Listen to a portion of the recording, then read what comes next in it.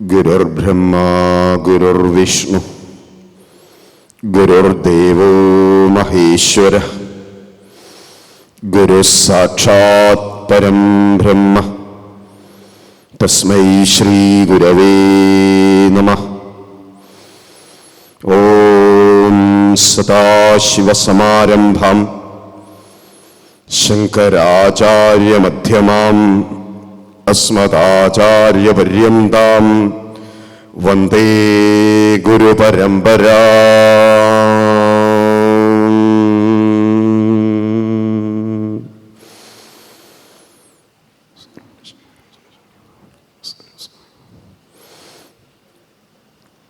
സർവീശ്വരനും സർവനിയന്താതാവും സർവാന്തര്യാമിയുമായ ഭഗവാന്റെ തൃക്കാൽക്കൽ അനന്തകോടി പ്രണാമങ്ങൾ അർപ്പിക്കുന്നു.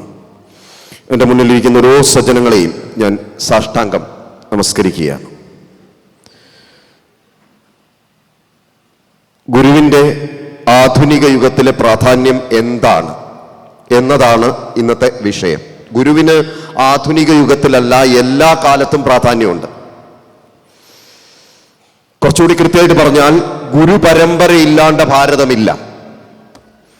ശിഷ്യ പ്രശിഷ്യ തശിഷ്യ പരമ്പരകളിലൂടെ മുന്നോട്ട് പോകുന്ന ആ ഒരു ഗുരു പരമ്പരയിലൂടെയാണ് ഭാരതം ഇന്നേ വരെ കടന്നുപോയിട്ടുള്ളത്. അതിൻ്റെ അപ്പുറത്തേക്കോ ഇപ്പുറത്തേക്കോ ഇല്ല. ആ ഗുരുവാണ് ആ ശിഷ്യനെ ഒരു ചിറകിനുള്ളിൽ ഒളിപ്പിച്ച് കൃത്യമായി അവനെ ലക്ഷ്യസ്ഥാനത്തേക്ക് എത്തിക്കുന്നത്. ഇതാണ് ഗുരുവിന്റെ പ്രാധാന്യം. ലക്ഷ്യസ്ഥാനത്തേക്ക് നമ്മളെ എത്തുന്നതെന്ന് വഴിതെറ്റിപ്പോകുന്നിടത്തുനിന്ന് നേരെ കൊണ്ടുപോവുക, അതിന് ഗുരുവിന് മാത്രമേ കഴിയൂ. അങ്ങനെ ഒരു ഗുരു ഉണ്ടോ, അഥവാ അങ്ങനെ ഗുരുവിന് എന്താ പറയുക, നിങ്ങളെ വഴി നയിക്കാൻ കഴിയുമോ? ഒരു ചെറിയ ദൃഷ്ടാന്തത്തിലൂടെ ഞാൻ ആ വിഷയത്തിലേക്ക് പതുക്കെ കടക്കുകയാണ്. എല്ലാവരും എൻ്റെ കൂടെ ഒന്നിച്ചുണ്ടാവണം. ആരാണ് ഗുരു, എന്താണ് ആ ഗുരുവിൻ്റെ ആവശ്യം എന്നുള്ളതിനെ കുറിച്ച് മനസ്സിലാക്കാൻ ഒരല്പം നമുക്ക് മുന്നോട്ട് നടക്കണം. 1881 വർഷം കുറച്ച് പഴക്കമാണ്. കൽക്കത്തയിലെ പ്രശസ്തമായ പ്രസിഡൻസി കോളേജിനടുത്തുള്ള സ്വീഡിഷ് ചർച്ച് കോളേജ്. ഇതൊക്കെ നോട്ട് ചെയ്ത് നമ്മൾ ഉള്ളിൽ വെക്കണം കേട്ടോ. കാരണം നമുക്കിതിനെക്കുറിച്ചൊന്നും യാതൊരു ധാരണയില്ല, നമ്മളിതിനെക്കുറിച്ചൊന്നും പഠിക്കാറുമില്ല. എന്താണ് ഭാരതത്തിൻ്റെ ഗുരു പരമ്പര? ഒരുപാട് ഗുരുക്കന്മാരെ കുറിച്ച് ഇവിടെ പറയാണ്ടിരിക്കും, ഒരുപാട്. പക്ഷെ അത് മുഴുവൻ പറഞ്ഞാൽ നാളെ നേരം വിളിക്കും. 1 മണിക്കൂറാണ് എനിക്ക് ആകെ എൻ്റെ മുന്നിൽ കിട്ടുക. അപ്പം നോക്കൂ, ആ കൽക്കത്തയിലെ പ്രശസ്തമായ പ്രസിഡൻസി കോളേജിൽ സെക്കൻഡ് ഇയർ BA ക്ലാസ് നടന്നുകൊണ്ടിരിക്കുകയാണ്. ഇത് ചരിത്രത്തിലുള്ളതാണ് ഞാൻ പറയുന്നത്. സെക്കൻഡ് ഇയർ BA ക്ലാസ് നടക്കുമ്പോൾ അവിടെ അന്ന് ഇംഗ്ലീഷിന്റെ അധ്യാപകൻ ലീവാണ്. സാധാരണ ഒരു കോളേജിൽ ഇംഗ്ലീഷിന്റെ അധ്യാപകൻ ലീവാണെങ്കിൽ എന്താ സംഭവിക്കുക? ആ ക്ലാസ്സിലേക്ക് പകരക്കാരനായിട്ട് മറ്റൊരാൾ കയറി വരും, അല്ലെങ്കിൽ ആ ക്ലാസ് അങ്ങനെ ഒഴിഞ്ഞു കിടക്കും. ഇവിടെ ആ ക്ലാസ്സിലേക്ക് പകരക്കാരനായിട്ട് ഒരാൾ കയറി വന്നു. അയാളുടെ പേരും മറക്കരുത്. ആ കോളേജിന്റെ പ്രിൻസിപ്പാളായിരുന്ന ബ്രിട്ടീഷുകാരനായിരുന്ന വില്യം ഹേസ്റ്റി കയറി വന്നു. കുട്ടികളോട് ചോദിച്ചു, എന്താണ് ഇപ്പം എടുത്തുകൊണ്ടിരിക്കുന്നത്? കുട്ടികളെല്ലാവരും ഏകമായ സ്വരത്തിൽ അദ്ദേഹത്തോട് മറുപടി പറഞ്ഞു, ഞങ്ങൾക്കിപ്പോൾ പോയട്രിയാണ് എടുത്തുകൊണ്ടിരിക്കുന്നത്. പോയട്രി മീൻസ് കവിത. ഇദ്ദേഹത്തിന് വലിയ ഇഷ്ടമാണ് കവിത പഠിപ്പിക്കാൻ. അതായത് വില്യം ഹേസ്റ്റിക്ക് വളരെ ഇഷ്ടമാണ് കവിത പഠിപ്പിക്കാൻ. അദ്ദേഹം പറഞ്ഞു, എല്ലാവരും എടുത്തോളൂ, പുസ്തകം എടുത്തോളൂ, ഏത് കവിതയാണ് ഞാൻ പഠിപ്പിക്കേണ്ടത്? ഇത് ചരിത്രത്തിലുണ്ട്. ഏത് കവിതയാണ് ഞാൻ പഠിപ്പിക്കേണ്ടത്? അപ്പോൾ കുട്ടികളെല്ലാവരും ഏകമായ സ്വരത്തിൽ മറുപടി പറഞ്ഞു, ഞങ്ങൾക്ക് വില്യം വേർഡ്സ്വർത്തിന്റെ എക്സ്കേർഷൻ എന്ന കവിത എടുത്താൽ മതി. വേർഡ്സ്വർത്തിനെ നിങ്ങളെല്ലാവരും കേട്ടിട്ടുണ്ടാവും, ഇവിടെ ഇരിക്കുന്നതിൽ ഭൂരിഭാഗം ആൾക്കാരും കേട്ടിട്ടുണ്ടാവും. വേർഡ്സ്വർത്ത് പ്രകൃതി കവിയാണ്. ആ പ്രകൃതി കവിയുടെ എക്സ്കേർഷൻ എന്ന കവിത എടുത്താൽ മതി എന്ന് പറഞ്ഞപ്പോൾ ആ കവിത അങ്ങനെ തുറന്ന് അത് പഠിപ്പിച്ച് താഴേക്ക് പോകുമ്പോൾ അതിൽ കടിച്ചാൽ പൊട്ടാത്തൊരു വാക്ക് വന്നു. അങ്ങനെ ഉണ്ടാവും സാധാരണ. അത് എന്താ പറയുക, കുട്ടികളെ പഠിപ്പിക്കാൻ വേണ്ടി പെടാപ്പാട് പെടുകയും ചെയ്യും ടീച്ചർമാർ. ആ വാക്ക് മറ്റൊന്നുമല്ല, ആ വാക്കിനെ നന്നാക്കി മനസ്സിലാക്കി വെച്ചോണം. ആ വാക്ക് TRANCE, ട്രാൻസ്. ഈ ട്രാൻസ് എന്ന വാക്കിനെ വിശദീകരിക്കാൻ വേണ്ടി പെടാപ്പാട് പെടുകയാണ് വില്യം ഹേസ്റ്റി. അദ്ദേഹം പറഞ്ഞു, എക്സ്റ്റസി എന്നാണ് ട്രാൻസ് എന്ന വാക്കിന്റെ അർത്ഥം. എക്സ്റ്റസി എന്ന് പറഞ്ഞാൽ ആനന്ദാവസ്ഥ എന്നാണ്. വീണ്ടും കുട്ടികൾക്ക് മനസ്സിലായില്ല. അദ്ദേഹം വീണ്ടും പറഞ്ഞു, സൂപ്പർ ബ്ലിസ്ഫുൾ മൂഡ്. ഇപ്പൊ ഇവിടെ എന്താ പറയാ, ജപലഹരി നടക്കാൻ പോകുന്നുണ്ട്. ഇത് കഴിഞ്ഞാൽ ആനന്ദത്തിന്റെ ഒരു ആറാടലാണത്. ഗുരു ഇതാണ് കാട്ടിത്തരുന്നത്. ശൃണ്വന്തു വിശ്വു അമൃതസ്യ പുത്ര. വേദത്തിന്റെ താല്പര്യത്തെ കാട്ടിത്തരുന്നവനാണ് ഗുരു. ഒരു സംശയം വേണ്ട. വേദത്തിന്റെ താല്പര്യത്തെ കാട്ടിത്തരുന്നവനാണ് ഗുരു. നീ ആനന്ദമാണടോ, അതാണ് മനസ്സിലാക്കേണ്ടത്. ഞാൻ എന്നിൽ തന്നെ ഇരിക്കുമ്പോഴാ സ്വസ്തി ഉണ്ടാവുന്നത്. അതായത് ഞാൻ ആനന്ദ സ്വരൂപനാണ്, ഞാൻ ചിന്മയനാണ്, ഞാൻ മായാമയനാണ്. ആ ആനന്ദത്തിലിരിക്കി, പുറത്ത് നീ ഒന്നും തേടേണ്ടതില്ല, ആണ് മനസ്സിലാക്കേണ്ടത്. ഇവിടെ ഇരിക്കുമ്പോൾ 10 ആളെങ്കിലും 10 ആൾ ഇത് മനസ്സിലാക്കിയാൽ ദുഃഖത്തിൽ നിന്ന് നിവർത്തി ഉണ്ടാവും. പുറത്തുള്ളതിനെ മാറ്റം വരുത്താൻ നോക്കണ്ട, അത് മാറ്റം വരുത്താൻ കഴിയില്ല. കാരണം ജീവിതത്തിൽ നമ്മളെ പിടിയിലല്ല ഈ പുറത്തുള്ള സംഗതി ഒന്നും. പക്ഷെ നമ്മൾ ഉള്ളിനെ മാറ്റം വരുത്തൂ. ആ ഉള്ളിനെ മാറ്റം വരുത്തി കഴിഞ്ഞാൽ എല്ലാം മാറും, ഒരു സംശയമില്ല മാറും. എന്തായാലും ആട്ടെ, ഈ ട്രാൻസ് എന്ന വാക്ക് പറഞ്ഞു കൊടുക്കാൻ വേണ്ടി പെടാപ്പാട് പെട്ടു വില്യം ഹേസ്റ്റി. അവസാനം അദ്ദേഹം ഇങ്ങനെ ഒരു വാക്ക് പറഞ്ഞു: ഇനി ഇത് മനസ്സിലാവാത്ത ആരെങ്കിലും ഇവിടെ ഇരിപ്പുണ്ടെങ്കിൽ അവർ ദക്ഷിണേശ്വരത്തേക്ക് നടന്നു പോവുക, അവിടെ ഇത് അനുഭവിച്ച ഒരാളുണ്ട് എന്ന് പറഞ്ഞു. അത്രേ 50 കുട്ടികൾ ഇരുന്നിരുന്നു ആ ക്ലാസ്സിൽ. 49 പേരത് ഈ ചെവിട്ടിക്കൂടെ കേട്ടു, ഇപ്പുറത്ത് കൂടെ വിട്ടു. മുൻജന്മത്തിൽ അടിച്ചു വെച്ച കല്ലുകളല്ലാണ്ട് ഒരു കല്ലിനും ഇവിടെ ഇരിക്കാൻ കഴിയില്ല. ഞാനിന്ന് ഇവിടെ ഇരിക്കണമെന്ന് അവിടുത്തെ നിയോഗമാണത് സംഭവിച്ചിരിക്കും. ഇവിടെ ഇരിക്കണം. കാരണം എനിക്ക് ഇന്നലെ പനിച്ചിരുന്നു ചെറുതായിട്ട്. കാരണം ഈ പരിപാടിയുടെ ഓട്ടത്തിൽ ശരീരം ഒന്ന് ചൂടായി ചെറുതായിട്ട്. ഇന്നലെ ഞാൻ ബേപ്പൂരായിരുന്നു പരിപാടി, ഇന്നിപ്പോൾ ഇവിടെയാണ്. ആളെ വേറെ സ്ഥലത്തായിരിക്കും, ഇങ്ങനെ പോയിക്കൊണ്ടേയിരിക്കും. അപ്പോൾ ശരീരം ഒന്ന് ചൂടായി. അപ്പോൾ ചൂടായപ്പോൾ ചെറുതായിട്ടൊരു പനി വന്നു, അതേപോലെ മാറി. ഞാൻ വിചാരിച്ചു ഇന്ന് രാവിലെ വരാൻ പറ്റുമോ എന്നുള്ളത്. കാരണം ഇന്ന് നേരത്തെ ഇറങ്ങി പുറപ്പെടണം. കാരണം കോഴിക്കോട് നിങ്ങോട്ട് പോരണം, നിങ്ങൾക്ക് ആലോചിച്ചാൽ അറിയാം സമയം എത്ര മുന്നേ പുറപ്പെടണം എന്നുള്ളത്. ഞാൻ പറഞ്ഞു വന്നത്, വില്യം ഹേസ്റ്റി ഇത് പറഞ്ഞപ്പോൾ 49 പേര് അത് ഈ ചെവിട്ടിക്കൂടെ കേട്ടു, ഇപ്പുറത്ത് കൂടെ വിട്ടു, ഒരു കുട്ടി ഒഴികെ. അതാണ് ആ കുട്ടി മുൻജന്മത്തിൽ അടിച്ചു വെച്ച കല്ലാണ്. ആ ഗുരുവിലൂടെ അവൻ ലക്ഷ്യത്തിലേക്ക് എത്തേണ്ടവനാണ്. ആ എത്തേണ്ടവനെ മാത്രമേ അവിടെ എത്തിക്കൂ. കാരണം കൃത്യമായിട്ട് ആ സ്ഥാനത്ത് എത്തേണ്ടവനെ എത്തിക്കൂ. ആഗമാനന്ദ സ്വാമികൾ പറയുന്നുണ്ട്, ഗുരു ആരാ? ആഗമാനന്ദ സ്വാമികൾ പറയുന്നത് ശ്രദ്ധിക്കൂ. ഒരു തോട് അല്ലെങ്കിൽ ഒരു നദി ഇങ്ങനെ ഒഴുകിപ്പോകുമ്പോൾ അതിലൂടെ എറുമ്പുകൾ ഇങ്ങനെ പോവുകയാണ്. ഉറുമ്പ് എന്ന് പറഞ്ഞാൽ മനസ്സിലായി നിങ്ങൾക്ക് വിചാരിക്കണം. ആ ഉറുമ്പുകൾ ഇങ്ങനെ ഒഴുകി പോകുമ്പോൾ നമ്മളൊക്കെ അങ്ങനെയാണ്, നിലയില്ലാത്ത കയത്തിൽ ഉറുമ്പുകളെ പോലെ ഇങ്ങനെ ഒഴുകി പോവുകയാണ്. അവ കഷ്ടം, വല്ലാത്ത ബുദ്ധിമുട്ടാണ്. അതിൻ്റെ ഇടയിൽ കരക്കലിരുന്ന ഒരാൾ ഒരു ഇല ഇങ്ങനെ വെച്ചു കൊടുക്കുകയാണ് ഈ എറുമ്പിന്, ഇങ്ങനെ കയറിപ്പോരാൻ വേണ്ടിയിട്ട്. അപ്പോൾ കുറേ എറുമ്പുകൾ അതിലെന്ത് ചെയ്യുന്നു, കയറി പിടിച്ച് ഇങ്ങോട്ട് കയറിപ്പോരുന്നു. അവനെയാണ് ആ എന്താ പറയുക, കരക്കലിരുന്ന് ഇവരെ രക്ഷിക്കുന്ന ആ ആനന്ദസ്വരൂപനെ, ആ ചിന്മയനെയാണ് നമ്മൾ എന്തെന്ന് വിളിക്കുന്നത്, ഗുരു എന്ന് വിളിക്കുന്നത്. അപ്പം നിങ്ങളൊരു ചോദ്യം എന്നോട് ചോദിക്കും, കുറേ എറുമ്പുകൾ പിന്നെയും പോവുമല്ലോ. പോവും. ആ എറുമ്പുകളെ വീണ്ടും അവയുടെ കർമ്മം കൃത്യമായിട്ട് വരുന്ന സമയത്ത് താഴെ അവയെ രക്ഷിക്കാൻ വേണ്ടിയിട്ട് അടുത്ത ഗുരു നിൽക്കുന്നുണ്ടാവും. ഈ ഗുരു പരമ്പരകൾ ഭാരതത്തിന്റെ ചരിത്രമാണ്, ഒരു സംശയമില്ല. അത് കാലാകാലങ്ങളിൽ പരിഭാഗം വന്ന മനസ്സിനെ എന്താ പറയുക, രക്ഷിച്ചെടുക്കാൻ വേണ്ടി വന്നുകൊണ്ടേയിരിക്കുമെന്ന് മനസ്സിലാക്കി വെക്കുക. ഇനി നമ്മൾ ദക്ഷിണേശ്വരത്തേക്ക് നടക്കുകയാണ്. ആ കുട്ടി, ഏത് കുട്ടി? ആ ഒരൊറ്റ കുട്ടി. 50 പേരുണ്ടായിരുന്നതിൽ 49 പേരത് ഈ ചെവിട്ടിക്കൂടെ കേട്ടു, ഇപ്പുറത്ത് കൂടെ വിട്ടു. ഒരു കുട്ടി, അവന്റെ പേര് മറക്കരുത്, നരേന്ദ്രനാഥ് ദത്ത്. അവൻ നടന്നു ദക്ഷിണേശ്വരത്തേക്ക്. ദക്ഷിണേശ്വരത്ത് റാണി രാസമണി നിർമ്മിച്ച കാളീക്ഷേത്രമുണ്ട്. അവിടെ കയറിയിട്ടുണ്ട് ഞാൻ. ഭവതാരിണി ദേവിയെ നമസ്കരിച്ചിട്ടുണ്ട്. ആ കാളീക്ഷേത്രം എപ്പോഴെങ്കിലും നിങ്ങളൊന്ന് കാണണം. യമുനയിലേക്ക് തിരിഞ്ഞു നിൽക്കുന്ന ആ മുറി കാണണം, ആ മഹാനുഭാവന്റെ മുറി കാണണം, എപ്പോഴെങ്കിലും ഒന്ന് കാണണം. അപ്പൊ ഗുരു ആരാന്ന് മനസ്സിലാവും. എൻ്റെ പ്രിയപ്പെട്ടവരെ, നിങ്ങൾ എൻ്റെ കൂടെ ഉണ്ടെന്ന് വിചാരിക്കണം. ഒന്നിച്ച് പോരട്ടെ. ഇവിടെ ഇരിക്കുമ്പോൾ ഒരാൾക്കെങ്കിലും തലയിൽ ഒരു ഇതുണ്ടാവണം, ആ മഹാഗുരു ആരാണെന്ന് ആ ചിന്തയുണ്ടാവണം. ആ കുട്ടി തൻ്റെ സുഹൃത്തുക്കളോടൊപ്പം ചെന്നു അത്രേ. എവിടേക്ക്? റാണി രാസമണി നിർമ്മിച്ച കാളീക്ഷേത്രത്തിലേക്ക്. അവിടുത്തെ പൂജകൻ പൂജ കഴിഞ്ഞ് അവിടെ ഒരു ഷെഡുണ്ട്, ചെറിയ ഷെഡാ. ആ ഷെഡിൽ ഭജന പാടിക്കൊണ്ടിരിക്കുകയാണ്. ഇയാളാണ് ട്രാൻസ് അനുഭവിച്ച ആളെന്ന് ആര് പറഞ്ഞത്? തൻ്റെ ടീച്ചറായ വില്യം ഹേസ്റ്റി പറഞ്ഞത്. അയ്യോ, കണ്ടാൽ തന്നെ ഒരു കോലവുമില്ല, ഊനിക്കൂടി ഇങ്ങനെ നിൽക്കുന്ന ഒരു രൂപം. ഇയാളാണോ ട്രാൻസ് അനുഭവിച്ച? നല്ല കഥ. എന്തായാലും ചന്ദ്ര വിദ്യാസാഗറിനോടടക്കം ചോദിച്ചൊരു ചോദ്യമുണ്ട്, നിങ്ങൾ ഈശ്വരനെ കണ്ടിട്ടുണ്ടോ? ഈ ചോദ്യം ചോദിച്ചു അത്ര. ആരോട്? ഈ കുട്ടി. ആരോട്? ഈ ഗുരുവിനോട്. നിങ്ങൾ ഈശ്വരനെ കണ്ടിട്ടുണ്ടോ? ഉണ്ട്. വളരെ ബോൾഡായിട്ട് മറുപടി പറഞ്ഞു, ഉണ്ട്. നിന്നെ കാണുന്നതിലും വ്യക്തമായി. പക്ഷെ ഇന്ന് ആർക്ക് വേണം ഈശ്വരനെ? ഈ ചോദ്യം ഉള്ളിൽ വെള്ളിടി വെട്ടുന്ന പോലെയായിരുന്നു. ഒറ്റ കാര്യം കൂടി ആ ഗുരു ഈ ശിഷ്യനെ, അതായത് ഈ നരേന്ദ്രനാഥ് ദത്തിനെ ഉള്ളിലേക്ക് കൊണ്ടുപോയിട്ടാണ് ബാക്കിയുള്ള ശിഷ്യന്മാരെ പുറത്ത് നിർത്തി. കാരണം അവർ പാകമായിട്ടില്ല. അവർ പാകമാവുമ്പോഴേ അവരെ ഉള്ളിലേക്ക് കയറ്റൂ. ഈ കുട്ടിയെ കൊണ്ടുപോയിട്ട് ചോദിച്ചു അത്രേ, നിന്നെ എത്ര കാലമായി ഞാൻ കാത്തിരിക്കാൻ തുടങ്ങിയിട്ട്, നീ എവിടെയായിരുന്നു, നീ എന്തേ വരാതിരുന്നത്? അപ്പൊ നോക്കൂ, അവരും തമ്മിലുള്ള മുൻജന്മ ബന്ധം അഥവാ മുൻജന്മത്തിലുള്ള ബന്ധം വളരെ പ്രധാനമാണ്. അങ്ങനെയുള്ളവരേ ഇതിൽ ഒത്തുകൂടൂ. ഒരു പ്ലെയിൻ ഇറങ്ങണ പോലെയാണ് ഗുരു. ഒരു വിമാനം കെട്ട് ഇറങ്ങുമ്പോൾ അതിങ്ങനെ ഇറങ്ങി നിൽക്കുമ്പോൾ അതിലേക്ക് കയറാൻ കുറെ ആൾക്കാർ കയറുമില്ലയോ? കയറാതെ മടിച്ചിങ്ങനെ നിൽക്കുന്ന ആൾക്കാരുണ്ടാവും. അവരവിടെ തന്നെ നിൽക്കും. ആ വിമാനത്തിൽ കയറിയവരൊക്കെ മുകളിലേക്ക് കയറി പോവുകയും ചെയ്യും. നിങ്ങൾ കേൾക്കേണ്ടെന്ന് വിശ്വസിക്കുന്നു. ഒന്നിച്ചു പോരട്ടെ. ഞാൻ പറഞ്ഞു വന്നത് ശ്രദ്ധിക്കൂ. ആ കുട്ടിയെ ഉള്ളിലേക്ക് കൂട്ടിക്കൊണ്ടുപോയിട്ട് ആ കുട്ടി അവിടുന്നാണ് ഗുരുവിനോട് ചോദിക്കുന്നത്, അങ്ങ് ഈശ്വരനെ കണ്ടിട്ടുണ്ടോ? ഉണ്ട്, വ്യക്തമായി കാണുന്നുണ്ട്, നിന്നെ കാണുന്നതിലും വ്യക്തമായിട്ട്. ഇന്നാർക്ക് വേണം ഈശ്വരനെ? ഒരു കാര്യം കൂടി ആ കുട്ടിയോട് ചോദിച്ചു അത്രേ. എന്താ ചോദ്യം എന്നറിയോ? നിനക്ക് ഈശ്വരനെ കാണാൻ ധൈര്യമുണ്ടോ? നിങ്ങളെന്നെ ശ്രദ്ധിക്കേണ്ടത് വിശ്വസിക്കുന്നു. നിനക്ക് ഈശ്വരനെ കാണാൻ ധൈര്യമുണ്ടോ? ആ കുട്ടി പറഞ്ഞു, ഉണ്ട്, എനിക്ക് കാണണം. നിലത്തിരുന്നിരുന്ന ആ കുട്ടിയുടെ നെഞ്ചത്തേക്ക് ആ ഗുരു തൻ്റെ കാലെടുത്തൊന്ന് വെക്കുകയാണ്. ആ മഹാഗുരു തൻ്റെ കാലെടുത്തൊന്ന് വെക്കുകയാണ്. ആ കാലെടുത്ത് വെച്ചതോടെ ആ റൂമൊന്ന് തിരിയുകയാണ്.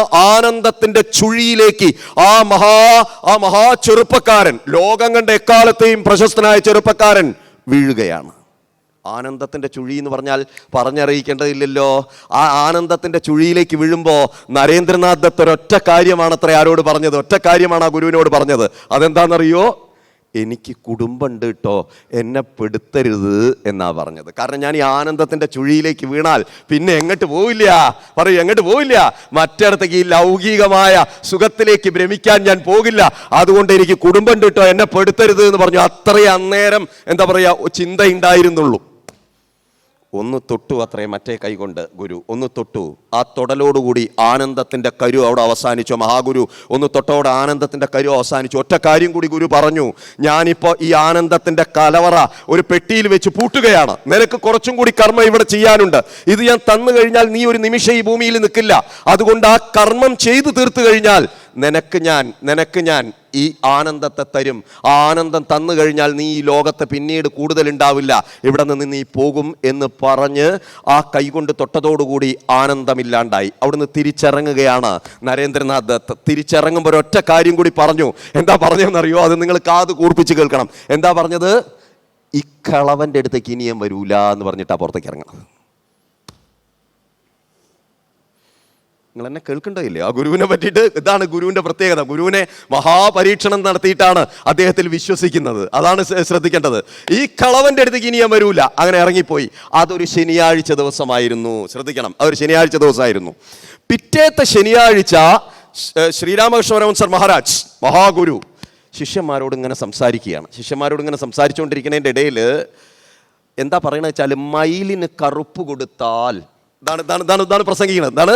മയിലിന് കറുപ്പ് കൊടുത്താൽ, കറുപ്പ് എന്ന് വെച്ചാൽ കറുപ്പ് OPM, ഒരു ലഹരിയാണ്.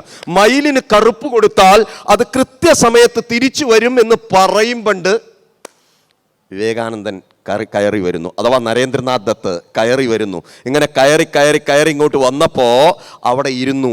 എന്താ പറയുക, മയിലിന് കറുപ്പ് കൊടുത്താൽ അത് കൃത്യസമയത്ത് തിരിച്ചു വരും. അങ്ങനെ ആ മഹാഗുരുവിൽ ഒട്ടുകയാണ്, ആ മഹാഗുരുവിനോടൊപ്പം നടക്കുകയാണ് ജീവിതത്തിന്റെ മഹാദൗത്യത്തിന് വേണ്ടി. ആ കുട്ടിയാണ് 1892 ഇന്ത്യയുടെ മൂലാധാരമായ, ഭാരതത്തിന്റെ മൂലാധാരം എന്ന് പറഞ്ഞാൽ നിങ്ങൾക്ക് മനസ്സിലാവുമെന്ന് വിചാരിക്കുന്നു. അതിനെപ്പറ്റി താന്ത്രികമായിട്ട് അറിയണവർ ഇവിടെ ഉണ്ടാവും, അല്ലാത്തവർക്ക് മൂലാധാരം എന്താണെന്ന് മനസ്സിലാവില്ല. മൂലാധാരത്തിലാണ് ആ ദേവി ഇരിക്കുന്നത്. ആ മൂലാധാരമായ കന്യാകുമാരിയിലേക്ക് നടന്നു പോവുകയാണ്. ഈ കുട്ടിയെ കാണണം, ഈ കുട്ടിയെ കാണാതെ പോകരുത്. അവിടെ നിന്നിട്ട് അപ്പുറത്തേക്ക് കടക്കണം. അവിടെ വലിയൊരു പാറയാണ്, വിവേകാനന്ദ പാറ എന്നല്ല അന്ന് അതിൻ്റെ പേര് ശ്രീപാദപ്പാറ എന്നാണ്. ദേവിയുടെ 2 കാൽപാദം ആ പാറയുടെ മുകളിൽ പതിഞ്ഞിട്ടുണ്ട്. ഇന്നും അവിടെ ഗ്ലാസ്സിലിട്ട് വെച്ചിട്ടുണ്ട്, നിങ്ങൾക്ക് നോക്കിയാൽ കാണാം. നമ്മളെല്ലാവരും വിചാരിച്ച് വിവേകാനന്ദന്റെ കാല് പതിഞ്ഞതാന്നാ, അല്ല. എന്താ പറയാ, ദേവിയുടെ 2 കാലാണ്. അതാണ് ആ ശ്രീപാദപ്പാറ എന്നറിയപ്പെട്ടത്. പിന്നീട് വിവേകാനന്ദൻ കയറിയതോടുകൂടിയാണ് അത് വിവേകാനന്ദ പാറ എന്നറിയപ്പെട്ടത്. ഞാനിപ്പോൾ ഇത്രയും പറഞ്ഞു വരുന്നത് ഗുരു ആരാന്ന് കാണിച്ചു തരാനാണ്. ഇനി എങ്ങനെയാ ഗുരു ഒരാളെ പരിവർത്തനപ്പെടുത്തണമെന്ന് വഴിയെ കാണിച്ചു തരും. ഇത് നിങ്ങൾ കാണണം, കണ്ടിട്ടേ നമ്മൾ എഴുന്നേൽക്കാവൂ. അപ്പോഴേക്ക് ഏകദേശം 1 മണിക്കൂർ കഴിയും. കൂടെ പോരുന്നാണ് വിശ്വസിക്കുന്നത്. ഡിസ്ട്രാക്ട് ചെയ്ത് പോകരുത്, ഒന്നിച്ചിരിക്കട്ടെ, ഒന്നിച്ച് നമ്മൾ ഒപ്പം പോകട്ടെ. എന്താ പറയുക, വിവേകാനന്ദ പാറയിലേക്ക് കടക്കാൻ വേണ്ടി ഈ കുട്ടി ഇങ്ങനെ നിൽക്കുമ്പോൾ അന്നൊരു ചെറിയ ചങ്ങാടം മാത്രമേ ഉള്ളൂ. ഇവിടുന്ന് അങ്ങോട്ട് ഒരു ചെറിയ ചങ്ങാടം മാത്രമേ ഉള്ളൂ. ഈ കുട്ടി അവിടെ ചെന്ന് നിന്നു. തോണിക്കാരൻ ചോദിച്ചു, എന്താ ഇവിടെ നിൽക്കണമെന്ന് ചോദിച്ചു. ഞാൻ എന്താ പറയുക, അക്കരയ്ക്ക് കടക്കണം. അപ്പം ചോദിച്ചു അത്ര, കയ്യിൽ എന്തുണ്ട് എന്ന്. ഒരു 10 നയാ പൈസ ഇല്ല എന്ന് പറഞ്ഞു അത്രേ. എന്നാൽ ഇവിടെ തന്നെ നിന്നാൽ മതി കേട്ടോ, പൈസ ആകുമ്പോൾ ഞാൻ കൊണ്ടുപോയിക്കോളാന്ന് പറഞ്ഞു. നമ്മളാണെങ്കിൽ നിന്ന് മോങ്ങും. പക്ഷെ സ്വാമിജി മോങ്ങിയില്ല. തൻ്റെ തലപ്പാവ് ഇങ്ങോട്ട് ഊരി അരയിലേക്ക് കെട്ടി ആ ആഞ്ഞടിച്ചു വരുന്ന തിരമാലയിലേക്ക് എടുത്ത് ചാടി. കാരണം ഗുരുവാണ് പ്രമാണം. നിങ്ങൾ എന്നെ കേൾക്കണ്ടോ? വിശ്വാസത്തിന്റെ ഗുരുവാണ് പ്രമാണം. അവിടെ ഒന്നും ഭയക്കാനില്ല, അവിടെ പേടിക്കാനില്ല. ആ ഗുരു രക്ഷിക്കും, ഒരു സംശയമില്ല കാര്യത്തിൽ. ചാടിയിട്ട് അക്കരയ്ക്ക് നീന്തി. ശ്രദ്ധിക്കേണ്ട ഒരു കാര്യം, അന്ന് ആ കടലിടുക്കിൽ വമ്പൻ സ്രാവുകളുണ്ട്. ഒരൊറ്റ സ്രാവ് പോലും സ്വാമിജിയെ തൊട്ടില്ല എന്നുള്ളതാണ് ഏറ്റവും വലിയ സത്യം. അക്കരയ്ക്ക് കയറി 3 ദിവസം അവിടെ ഇരുന്നു. അങ്ങനെ നേരെ തിരിച്ച് ഇക്കരയ്ക്ക് നീന്തി ഭാരതത്തെ മുഴുവൻ കണ്ടു. ഇക്കരയ്ക്ക് നീന്തി. അതിനുശേഷമാണ് 1893 സെപ്റ്റംബർ 11 എന്ന് പറഞ്ഞാൽ ഞങ്ങൾക്ക് മനസ്സിലായോ എന്നറിയില്ല. വേൾഡ് ട്രേഡ് സെന്റർ തകർന്നു വീണത് അതേ ദിവസമാണ്. ആ സെപ്റ്റംബർ 11 അമേരിക്കയുടെ ഉദ്ധാരണം ഉണ്ടായത്. എന്താ പറയാ, കൊളംബസ് അമേരിക്ക കണ്ടെത്തിയതിന്റെ 400ാം വാർഷികം ആഘോഷിക്കുന്ന വേളയിൽ ഈ കുട്ടി ഇരിക്കുകയാണ്. ഒരുപാട് പേര് ഇരിക്കുന്നുണ്ട്. അതിൽ ആരോരും അറിയപ്പെടാത്ത ഈ ചെറുപ്പക്കാരൻ ഇരിക്കുകയാണ്. കാനന്ദ 31 വിളിക്കുന്നുണ്ട്. പക്ഷെ ആദ്യം പറഞ്ഞു നെക്സ്റ്റ് എന്ന് പറഞ്ഞു. അടുത്ത ആളെ വിളിച്ചിട്ട് ഞാൻ വരാമെന്ന് പറഞ്ഞു. ഒന്നുകൂടി വിളിച്ചു അത്രേ, കാനന്ദ 31. വീണ്ടും പറഞ്ഞു അത്രേ നെക്സ്റ്റ് എന്ന്. അടുത്ത ആള് സംസാരിച്ചിട്ട് ഞാൻ സംസാരിക്കാം, അങ്ങനെയാണ് പറയുക. അപ്പൊ നോക്കാം, വീണ്ടും വിളിച്ചു അത്രേ, കാനന്ദ 31. അപ്പോഴും നെക്സ്റ്റ് എന്ന് പറഞ്ഞപ്പോ ആ ഹാളിൽ നിന്നൊരു ചിരി പടർന്നു. അതിൽ ആ സിംഹം ചാടി എഴുന്നേറ്റു. എൻ്റെ നേരെ നോക്കി നിങ്ങളൊന്ന് ചിരിച്ചാൽ എനിക്ക് പ്രശ്നമല്ല. പക്ഷെ എന്നെ ഞാനാക്കി എൻ്റെ ഭാരതഭൂമി, ഋഷിമാരുടെ തപസ്സിൻ്റെ ഭൂമി, ആനന്ദത്തിൻ്റെ ഭൂമി, എൻ്റെ ആത്മീയതയുടെ നട്ടല്ലായ ഭൂമി, അതിൻ്റെ നേരെ നോക്കി നിങ്ങളൊന്ന് ചിരിച്ചാൽ എഴുന്നേറ്റ് വരും. ഞാൻ എഴുന്നേറ്റ് വരും. ആ എഴുന്നേറ്റ് നിന്നുള്ള 5 മിനിറ്റിൻ്റെ താഴെയുള്ള പ്രസംഗം, സുന്ദരമായ പ്രസംഗം. ആ പ്രസംഗം നമുക്കെല്ലാവർക്കും അറിയാം. ആ പ്രസംഗത്തെ വിശദീകരിക്കേണ്ട ആവശ്യമില്ല. മതങ്ങളുടെ മാതാവിൻ്റെ പേരിൽ ഞാൻ നിങ്ങൾക്ക് നന്ദി ആശംസിക്കുന്നു എന്ന് പറഞ്ഞു തുടങ്ങി. അതിൻ്റെ തുടക്കത്തിലെ വാക്ക് ശ്രദ്ധിക്കണം, അതാണ് ഗുരു. അതിൻ്റെ തുടക്കത്തിലെ വാക്കെന്താ? My dear sisters and brothers of America. എൻ്റെ അമേരിക്കയിലെ പ്രിയ സഹോദരന്മാരെ. ശ്രദ്ധിക്കണേ, എൻ്റെ അമേരിക്കയിലെ പ്രിയ സഹോദരി. അപ്പൊ നിങ്ങൾ എന്നോടൊരു ചോദ്യം ചോദിക്കും, അവിടെ ബാക്കിയുള്ളവരൊക്കെ അഭിസംബോധന ചെയ്ത അങ്ങനെയല്ലേ? അല്ല. ഈ എന്താ പറയുക, അഭിസംബോധനയ്ക്ക് 2 മിനിറ്റ് കയ്യടി ഉണ്ടായി. അത് അനൗദ്യോഗിക റിപ്പോർട്ട്. ഔദ്യോഗിക റിപ്പോർട്ട്, അനൗദ്യോഗിക റിപ്പോർട്ട് 5 മിനിറ്റ് കയ്യടി ഉണ്ടായിരുന്ന നിലയ്ക്കാത്ത കയ്യടിയാണ് ഇതിന് കിട്ടിയത്. 8ാമൻ എന്ന ധർമ്മപാലൻ എന്ന ബുദ്ധഭിക്ഷു വന്ന് അഭിസംബോധന ചെയ്തത് my dear ladies and gentleman എന്നാണ്. അവിടെ വന്ന മുഴുവൻ ആൾക്കാരും my dear ladies and gentleman എന്നാണ് അഭിസംബോധന ചെയ്തത്. പക്ഷേ ഈ കുട്ടി മാത്രം my dear brothers and sisters of America. അതാണ് ഗുരുത്വം. നാവിൽ ഗുരുത്വം വിളയാടുന്ന ആ വാക്ക് പുറത്തേക്ക് വന്നു. ആ വാക്ക് പുറത്തേക്ക് വന്നു എന്ന് മാത്രമല്ല, ആനന്ദത്തിന്റെ തിരയടിച്ചു ആ ഹാളിൽ മുഴുവനും. വരട്ടെ, ഞാൻ ഗുരുവിനെ കാണാനാ തിരിച്ചു പോണത്. ഗുരുവിനെ കാണാനാ. ശ്രീരാമകൃഷ്ണ മഹാദേവൻ, ശ്രീരാമകൃഷ്ണ പരമഹംസൻ, ആനന്ദ സ്വരൂപനായ മഹാഗുരു. ആ ഗുരുവിന്റെ പ്രത്യേകത എന്തായിരുന്നു വെച്ചാൽ, കൊറ്റികളെ കണ്ടാൽ ആനന്ദത്തിൽ വീഴും അത്രേ. കൊറ്റികൾ പറന്നു പോകണ കണ്ടാൽ ആനന്ദത്തിൽ വീഴും. കാരണം തുര്യാവസ്ഥയിലേക്കാവും. അതാണ് ശ്രീരാമകൃഷ്ണദേവൻ. ഒരു രസോടി പറയട്ടെ, നിങ്ങളോട് ഒരു രസോടി പറയട്ടെ. ഇദ്ദേഹം ആളുകളോട് സംസാരിക്കുമ്പോൾ, അതായത് ഇതേപോലെ സത്സംഗം പറയുമ്പോൾ, അതിൻ്റെ ഇടയിൽ മൂപ്പര് ആനന്ദത്തിലേക്ക് അങ്ങോട്ട് പോകും. 5-6 മണിക്കൂർ അങ്ങോട്ട് പോയിട്ട് പിന്നെ ഇങ്ങോട്ട് വരില്ല. അപ്പോൾ ഈ ഇരിക്കുന്നവരൊക്കെ ഇങ്ങനെ നോക്കി നിൽക്കും അത്രേ. അതിലൊരു കള്ളുടിയനും ഉണ്ടായിരുന്നു അത്രേ. കള്ളുടിയൻ എന്ന് പറഞ്ഞാൽ നല്ല മദ്യപാനി ഉണ്ടായിരുന്നു. പല ആൾക്കാരും ഉണ്ടാവും അതിൽ വരാൻ, ഇദ്ദേഹത്തെ കാണാൻ വേണ്ടി. അത് കള്ളുടിയൻ ഉണ്ടായിരുന്നു. ആ കള്ളുടിയൻ ബാക്കി എല്ലാവരും എഴുന്നേറ്റ് പോയി. ഇയാൾ ഇങ്ങനെ ഇരിക്കുകയാണ്. കാരണം കുറേ നേരം ഇങ്ങനെ ഇരിക്കുന്ന കണ്ടപ്പോൾ, ആനന്ദാവസ്ഥയിൽ ഇരിക്കുന്നുണ്ട്. അപ്പം ബാക്കിയുള്ളവരൊക്കെ എഴുന്നേറ്റ് പോയി. ഇപ്പോൾ കള്ളുടിയൻ എഴുന്നേറ്റ് പോയില്ല. കുറച്ച് കഴിഞ്ഞ് കള്ളുടിയൻ എന്ത് ചോദിച്ചിട്ട് നിരങ്ങി ശ്രീരാമകൃഷ്ണദേവൻ്റെ അടുത്തേക്ക് ഇങ്ങനെ നീങ്ങി ഇരുന്നിട്ട് മൂപ്പരോടൊരു ചെറിയ സ്വകാര്യം ചോദിച്ചു അത്ര. എന്താ സ്വകാര്യം എന്നറിയോ? ഇതേതാ ബ്രാൻഡ് എന്നാണ് ചോദിച്ചത്. ഞാൻ ഈ ആനമയ്ക്ക് മുഴുവൻ കുത്തി കലക്കി കുടിച്ചിട്ടും 1 മണിക്കൂർ കിക്ക് കിട്ടുന്നില്ല. നിങ്ങൾ അങ്ങോട്ട് പോയിട്ട് പിന്നെ ഇങ്ങോട്ട് വരുന്നില്ല. ആ ആനന്ദത്തിൻ്റെ ചുഴിയിൽ അവിടെ നിൽക്കുകയാണ്. ഇത് ഏതാണ് ബ്രാൻഡ്? പ്രിയപ്പെട്ടവരെ, ഒന്ന് ശ്രദ്ധിക്കൂ. അതിന് ശ്രീരാമകൃഷ്ണദേവൻ ആ മഹാഗുരു പറഞ്ഞ മറുപടി ഒന്ന് കാതു കൂർപ്പിച്ച് കേൾക്കൂ. അതാണ് ഇന്നിൻ്റെ പ്രസക്തി. ഈ മഹാഗുരു ഈ എന്താ പറയുക വേദിയിലേക്ക് കടന്നു വരുമ്പോൾ ആ ആനന്ദസ്വരൂപനായ ഗുരുവിൻ്റെ പ്രസക്തി, ആ ആനന്ദസ്വരൂപൻ ഇവിടെ ഉണ്ടാക്കുന്ന തരംഗം, അത് മനസ്സിലാക്കാൻ നമുക്ക് കഴിഞ്ഞിട്ടില്ലെങ്കിൽ പിന്നെ എന്ത് ഗതി?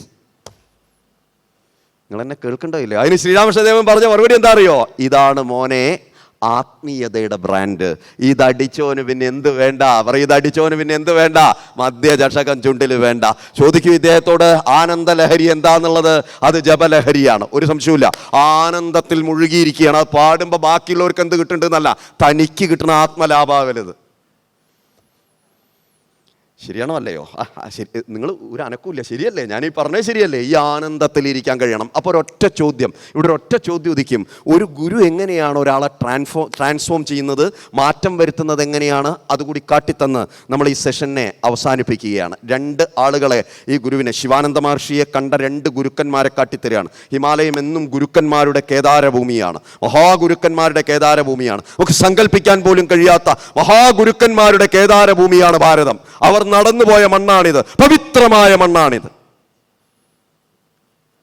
ശരി, ഞാൻ പാമ്പൻ പാലത്തിൻ്റെ അപ്പുറത്തേക്ക് പോട്ടെ. നിങ്ങളെല്ലാവരും എൻ്റെ കൂടെ വരുന്ന വിചാരിക്കണം. 2.5 കിലോമീറ്റർ നീളം വരുന്ന രാമേശ്വരം ദ്വീപിലേക്കുള്ള പാലം. ആ പാലം, നിങ്ങൾ പാലം കടന്ന് അപ്പുറത്തേക്ക് പോയാൽ അവിടെ രാമലിംഗേശ്വര ക്ഷേത്രം കാണാം.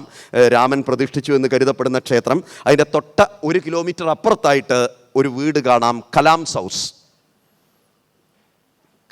കലാമിൻ്റെ വീടാണ്.